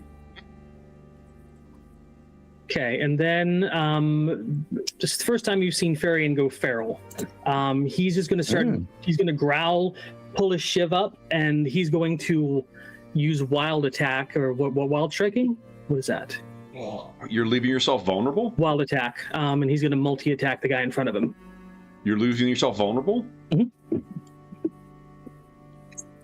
Okay. Oh, well, So I guess if they you got like. It's going to be a net 0, but I get a gang up bonus because of Volk, right? Gang up bonus is +1. Yeah. Wild strike is -2, isn't it? Wild strike is a +2 to hit, and minus. No, but to if you're vulnerable, your parry is going to be a 2, isn't it? Yeah. All right. Yeah. He's gonna. I'm hoping to in the kill lady. this guy before it becomes important. Okay. Go ahead and give us so your first attack. Yep. A +2. It should be a net +1 because I'm also multi-attacking. Multi-attacking. No, net +2 because of your size. Oh yeah, I have it built in my weapon. Oh, so Okay. Nice. Okay. shiv. So, Come on, Farian. That is a hit, not a raise. Go ahead, roll damage. I'm gonna re-roll that one. Okay. Let's go. Oh, That is a Nah, hit, close, not a raise. Go ahead, Not a roll raise? damage. Okay. He's shaken. Okay. Second attack? Second attack. Let's see if I can stick it in his, pee hole. Okay. Have him bleed out on me. And it's a hit, not a raise. That is not going to be enough. I can Benny damage, right? Give Benny a damage. Benning damage. That means you're not going to have enough. You're not going to have any bennies to get power points back.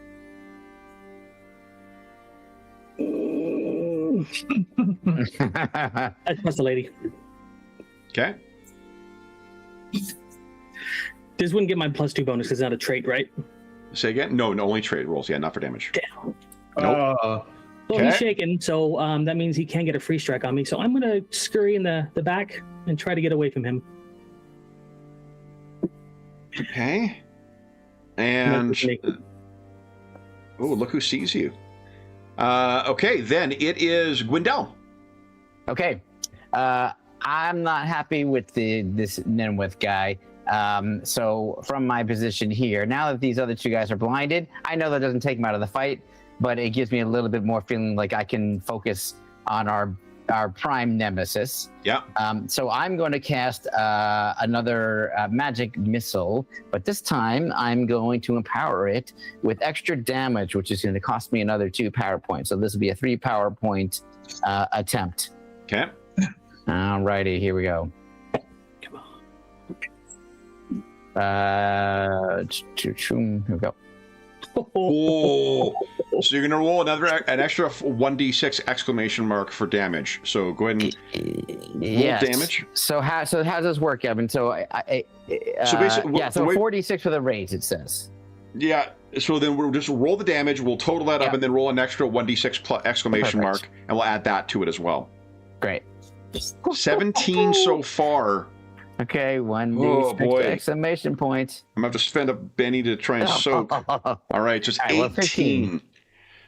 All right. 18, yeah, 18. In which case it'll be. Let's see here. I don't know what all that is, but it looks good. Yeah, I'm feeling good about it. Down. that is going to be 2 wounds on him if it's successful. So I spent my Benny. Okay. I'm going to try and soak. Okay. I soak 1, so he's got 1. Okay. He's shaken and has suffered 1 wound. What does it look like as it scorches into him? I think, like, again, a bunch of these like diamond-shaped objects go flinging towards him, and one catches him right across the throat, and just like, oh, there's like a wound there. Okay. Can I spend a Benny now just to get some power points back at the end of my turn? Yeah, absolutely. Okay, great. I'm gonna do that. Yeah. Marco. Yeah, so I was going to do something else, but seeing what has just occurred, I am going to make my attack on the leader. Okay, so you have +1 because of gang up. Oh, you don't outnumber because there's 3 guys on you. Yeah. Come on, big roll. Big roll. Come on. That is a hit, not a raise. Okay. Come on. You can always Benny damage, Jeff, too, if you... I don't have any bennies. So that would be 1 more wound. Last 15 minutes, why doesn't Jeff take another Benny? Oh. Yeah, his usual birthday session. Love it. Birthday Benny. Yeah. Yeah. Do you want to Benny the damage? Do you want to Benny the damage? Yeah, Or why don't we Benny just the attack roll? immediately waste it and try and Spend it. at least kill this guy. Come on, roll 20. It's my birthday. Oh, so mean, roll 20. All right. So, and I will spend a Benny try and soak that. No, I don't. So you managed to connect. Nice. Oh, that's good. That's good. All right. Jeff, I think that Roll20 just thinks you're such a good player that has constantly got to challenge you. So you have a handicap here. That's what's going on. Okay, so I actually need to just roll to unsoak because I spent my Benny trying to soak this. Does a successful soak unshake you as well as reduce? Oh, That is I a don't good question. remember. Soak rolls. Here we go. So vigor Yeah, check. Each success reduces it. Only if you soak all the wounds, then you remove the shaken condition. Got it. Okay. In which case, I need a spirit check from him. And I do the wild die because he's a thing here. I do unshake. Okay. Okay. So then, he is just got scorched and royally fucked up. He's going to be on defend, and he's trying to move out. Marco and Volk, you both get free attacks on him, but his parry gets +4. Oh. Yep. So just a basic attack, no modifier, no maneuvers or anything like that. Oh, come on, roll 20. Just give me an exploding dice for once. Is there considered a gang up bonus while he's moving up? Yes, there is. Yeah, an extra +1. So 10. That's a raise, Jeff. Well, he's got to beat his parry. 10. His parry, but it's also True. I'm seeing a free attack. You don't get a bonus to it, and defend not an added. Parry +4. So, you're 1 off from getting him, Marco. Of course. Yeah. So he is able to 1, 2, 3, 4, 5, 6. He's injured and he's fleeing, but he can't run. Spades, Volk, you're up. What are you doing? We got to get that guy. Get him. That guy beside me that is shaken. Cannot attack do you. free strike. He's can't holding get a you. weapon. He is holding a weapon, yeah, but he's shaken, which means he doesn't get a free strike. So if you wanted to chase after the bad guy, I was just looking for like a disarm. Like, what if I could steal someone's weapon? yeah, you've got grab it no out of their damn hand? weapon, right? Yeah, there There is is. a disarm. There is a disarm. Yep. Yeah. It's on the sheet if you look on the dagger. Yeah, so it's give us a fighting check, but it's a called shot against his hand, which would be -4. Oof. Oh, that's okay. He gets a penalty for being shaken, I think. So. Doesn't. No, they can defend themselves freely. There's no defense penalty for being shaken. Wow, that's a. I don't know, you got a Benny, Jeff. I mean, Dave, you got a Benny. Let's put it this way: if this worked out, it would be super cool. You just betting on the guy. I typed in a -4, a -6. I'm like, no, wait. I don't make this harder than it is. -4. Okay. There you go. Big roll. What do we see, Volk? He's like, you don't need this. He like hits the guy in the elbow and takes his knife away. There's Okay. Shiv. You could move if you like still. Yeah. 1, 2, 3, 4. Nice. He's like, Okay. not so fast. Okay, and I rolled I for unshake while you were doing that. All right. Marco, got 2 guys on you. So I got +1 to things. Neither of those is going to hit. Gwendell, I got -2. That doesn't even hit your... It's one of the nice things facing the extras is they only roll 1 dice. Yep, neither of those hits you. Awesome. This guy, Gwendell, you get a free strike. You're not trained in fighting, but roll unskilled for us. Okay. Sounds good. Here we go. Come on. There you go. Roll the unarmed. Well, thing. You actually tag a guy as he's running past. Here it comes. So it's roll damage. That was the attack. But roll damage. That was the attack. God damn it. Here, Yeah. Still a roll raise. damage. There we go. Here we go. 8. 4. Okay, so not even that's a shake. But you did connect. It was Okay. exactly that was the best I could do. I need a 2 to hit you. No, I need a 3 to hit you. Yeah. We'll see. I got my 3. No raise. Ouch. But he gets you. And let's see. You little shit. What's your toughness? 4. 4. Okay, so you were shaken once again. Aren't you glad he has no knife? And this I'm very glad guy he didn't have a knife. Thank is you. That's true. grab. Oh yeah, this guy's going for you, Volk. There's no way that hits, even with a gang up bonus of 4. What's your parry? 5. Yeah, no problem. All right, that's it for. And one of these guys unshook, so he is able to come up as well. And don't forget, Kevin, those 2 blinded guys get a chance to. Yeah, it's a vigor check, right? It's free. And it's free. 2 1s, so no, they are still blinded. All right, Awesome. let's go. Farian, 5. Gwendell, 4. Marco, 9. Volk, a 10. Bad guy, a 7. And the thugs, Queen. Anyone spending a penny? You got nothing to spend. Okay, let's get with Nah, these hang on to it. bad fellows, the minor thugs done first here. Trying to unshake those guys. They are not unshaken. I got 2 on Volk with a gang up bonus. Neither of them gets through. I got 2 on Marco with a gang up bonus. Neither of them gets through. I got 1 on Farian. No, misses with a 2. And then 2 on Gwendell with stars in their eyes. -2. They do manage to hit because your parry is a 2, right? That's right. Okay. So let's see here. Gwendell. Oh yeah. Here it comes. That's an 11. So what's your toughness? Toughness is a 5. Is a 5. That is you're shaken and 1 wound unless you want to spend a Benny and soak. No, I'm gonna hang on to it and see what happens. I got So one you got left. the 1 wound and you're shaken. Second one is 7. So then you are shaken a second time. This would be another wound then. Do you want to soak that one? Okay. Yeah, let's do it.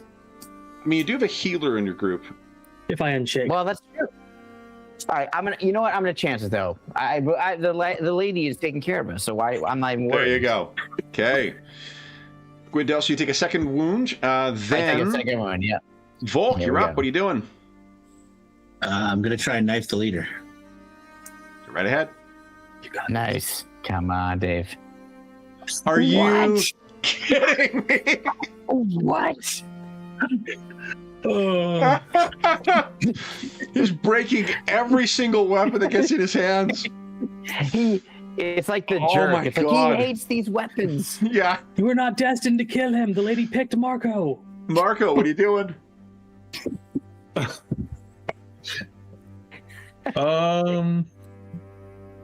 I mean, honestly, what he would do is he would just tell these guys, your boss has left you to die, and I'm gonna multi-strike them. Hell yeah.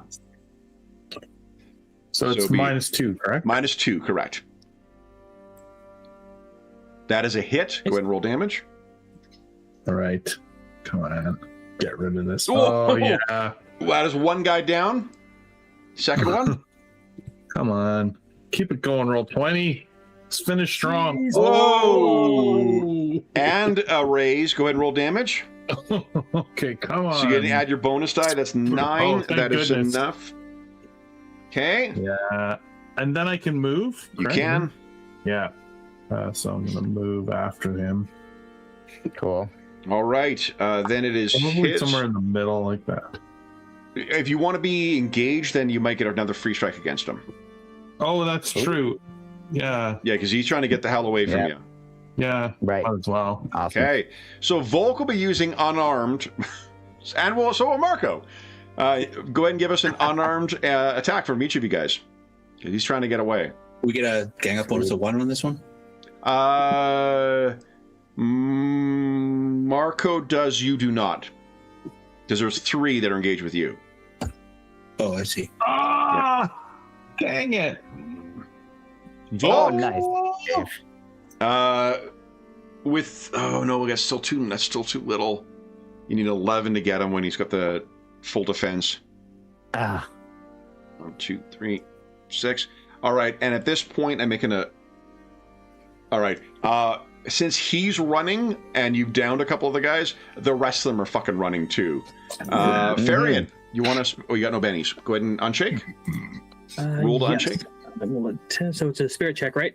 Yeah, there's actually an unshake button. Oh, okay. Succeeds. You can act. What are you doing? Nice.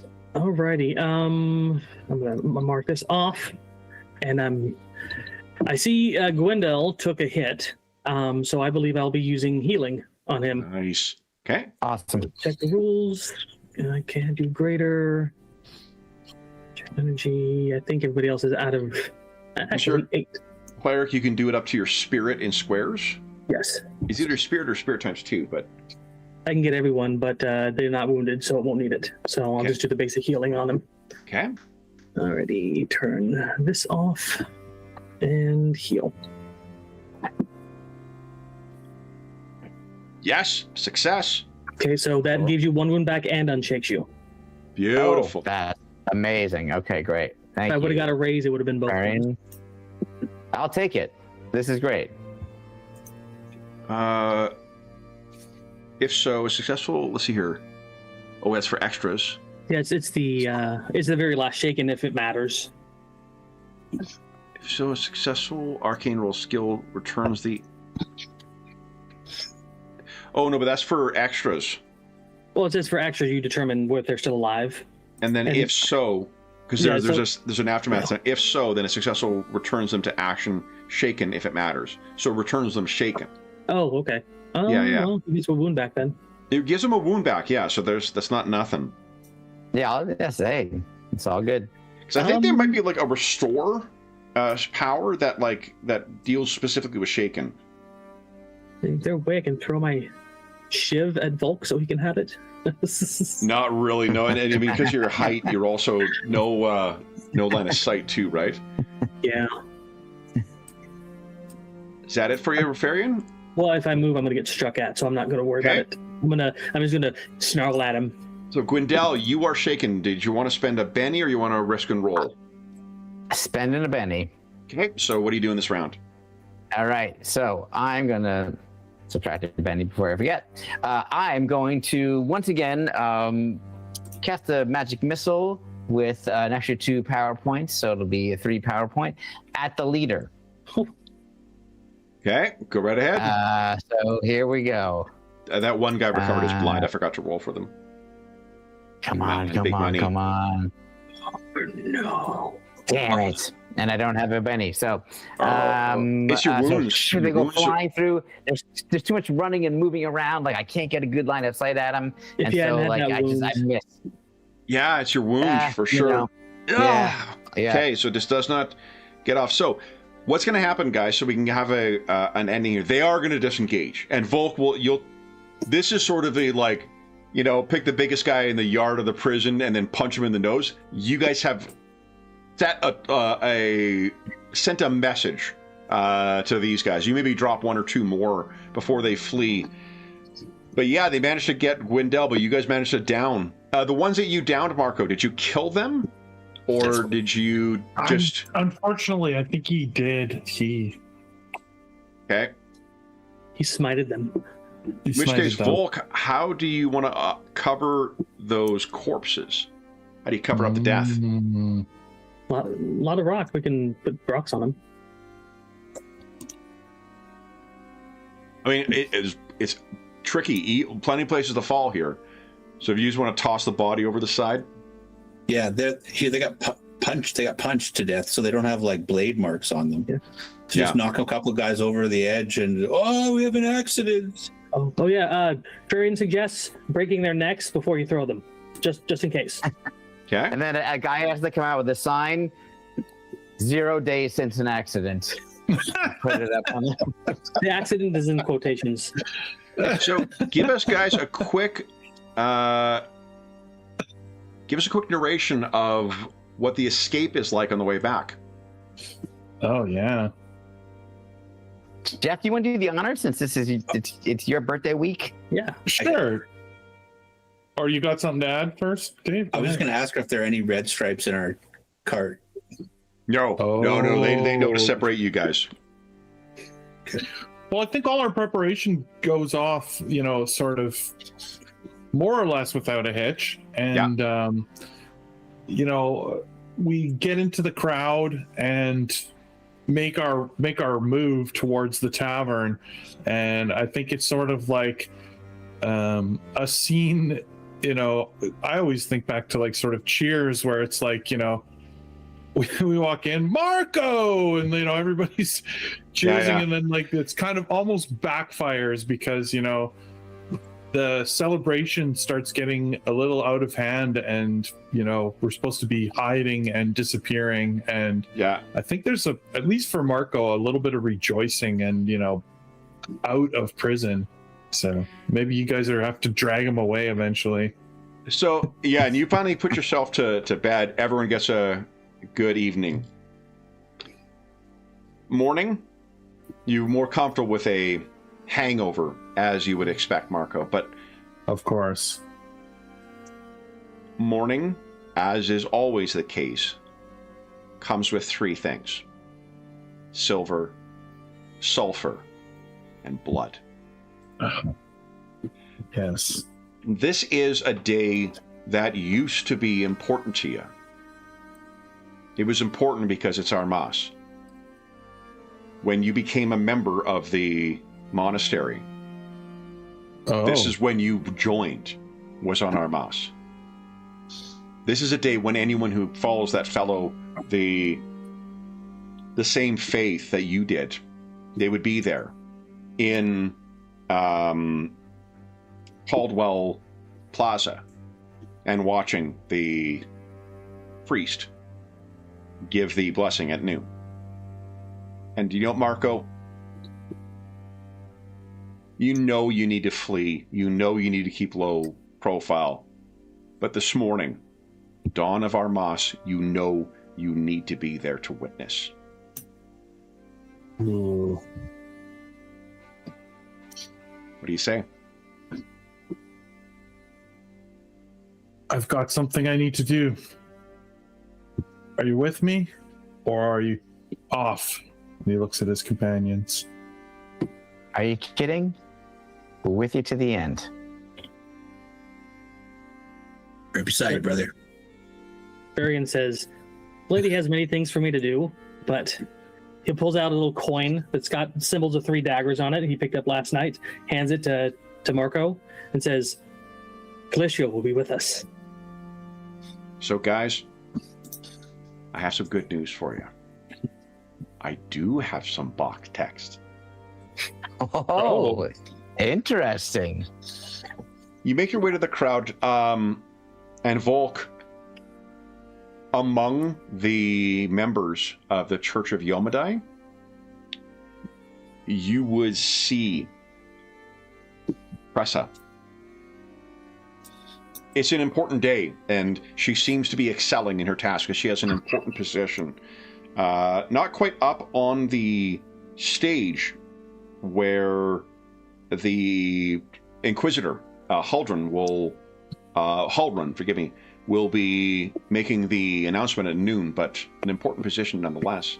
Marco, you can see members of your order within there. How does that make you feel, Marco?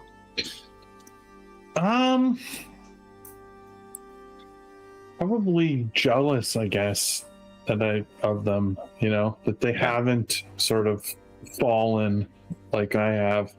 I wish I could, be where they are. Our Moss officially began at noon, with a blessing of the festival by Lord Huldrun himself, the ruler of Kenabres. The crowd gathers in Clydewell. I said Caldwell, it's Clydewell. Clydewell Plaza, quiet, as the aged Inquisitor took the stage, clad in shining, resplendent armor. He clears his throat, but just as he is about to speak, a bright light shines from the west, as if the sun was rising from the wrong direction. The west, of course, is where the world wound lies. Huldrun's shadow fell huge and distorted across the cathedral's facade. And a moment later, the sound of a thunderous explosion rips through the air and earth, along with a violent tremor. To the west, the fortress known as the Height, the location of Kenabres' ward stone, has vanished. In its place, a brilliant plume of red fire, lightning, and smoke erupts into the heavens. A moment later, before any of you can react, a powerful roar, accompanied by a welcome sight from the crowd. Kenabres' greatest guardian, an ancient silver dragon, Terendelev, who had, until that moment, apparently been attending the opening ceremony disguised as a human. But above, another form appeared, as nightmarish as the dragon was breathtaking. A humanoid shape 3 times the size of any man, with skin coated in fire and lightning, gripping a flaming sword and a whip. You, Marco, immediately know who this is. Horemzadeh, the Storm King of the World Wound, had come to Kenabres. Guys, this is what you see. Oh, man. Holy crud. Okay. Marco, you can barely get 3 words out as that sword bites in to the silver dragon's flesh. What are the 3 words you say? Jeffrey, that's your cue. I know. We are fucked. No, your dream. Your dream. Yeah. So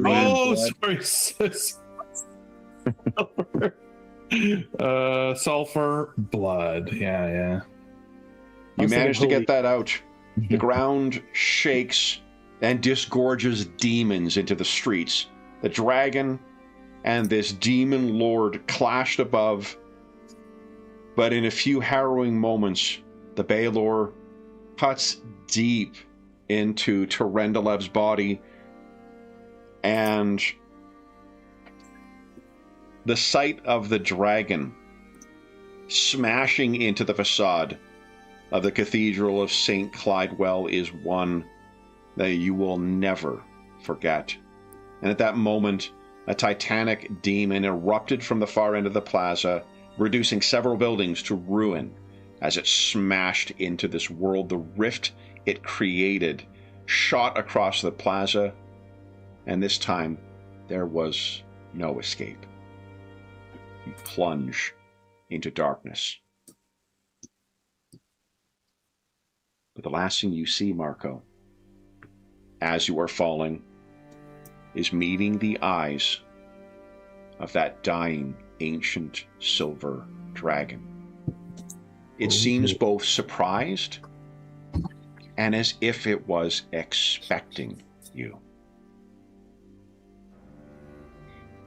It speaks a brief arcane phrase, and the four of you are caught in its spell of featherfall as you, the ruins of the plaza, and all the doomed souls there plunge deep into the blackness. And that is where we'll have to leave our session. So, Jeff, when's your next birthday? Yeah. Can we speed it up? We need to speed it up. Exactly. I mentioned I had a little bit of something in this session for everyone. John, that was for you. It was awesome. So that was great. Well, guys, thank you very much. But I do have to credit Amber E. Scott, because you guys played the opening to the World Wound Incursion, the opening scenes of nice. the Wrath of the Righteous adventure path. Very cool. Then, Sweet. guys, with you plunging down into the darkness, that brings us to the end of our birthday session for Jeff. Jeffrey, happy birthday. I hope you had fun Happy tonight. birthday, Jeff. Thank you very much for the excuse to run Thanks for joining something. me, guys. For those listening at home, thank you so much for joining us for our Hard Luck and Hard Time one-shot.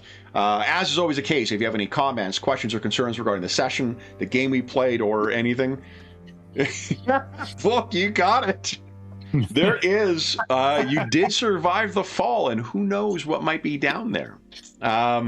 There is, as is always the case, if you have any comments, questions, or concerns regarding the session, the adventure we use as source material for this, or whatnot, please don't hesitate to leave a comment in the comment section down below, and I'll endeavor to reply in a timely fashion. There's also a link down below to the Dungeon Musings Discord server. We have a channel there dedicated to the to Savage Worlds, to most of the games and campaigns. All right.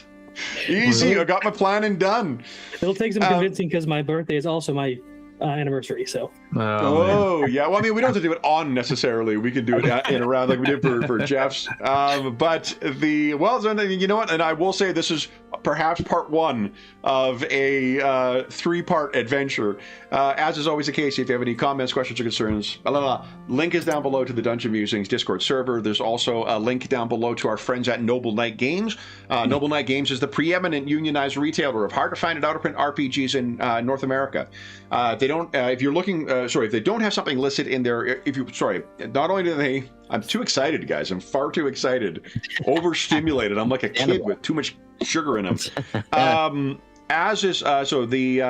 only are they do they have an incredible selection of new role-playing games, board games, and card games. They have an unmatched selection of hard-to-find and out-of-print RPGs, like, for instance, if you want to track down the adventure path for Wrath of the Righteous. They don't have something in stock that you're looking for, you can put it on a want list, and they'll send you an email when it comes in.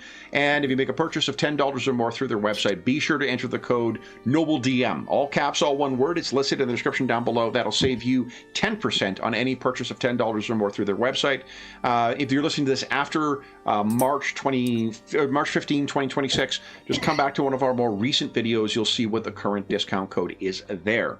The last thing I will say is a huge, huge thank you to the players for today. I suggested this as a thing to do for it. Everybody jumped on board, and it was so nice to have the whole Friday night crew together for this. So John, George, Jeffrey, and Dave, thank you so much for playing today, guys. And again, happy birthday, Jeff. It sounds like we may be back underneath Kenabres sooner than later. Until we see again, we hope that we gave you a few hours to take your mind off the troubles of our world and think about the troubles that our prisoners are encountering as they're simply trying to effect an escape from the city jail. And until we see you again, stay safe, stay healthy, and happy gaming. See ya.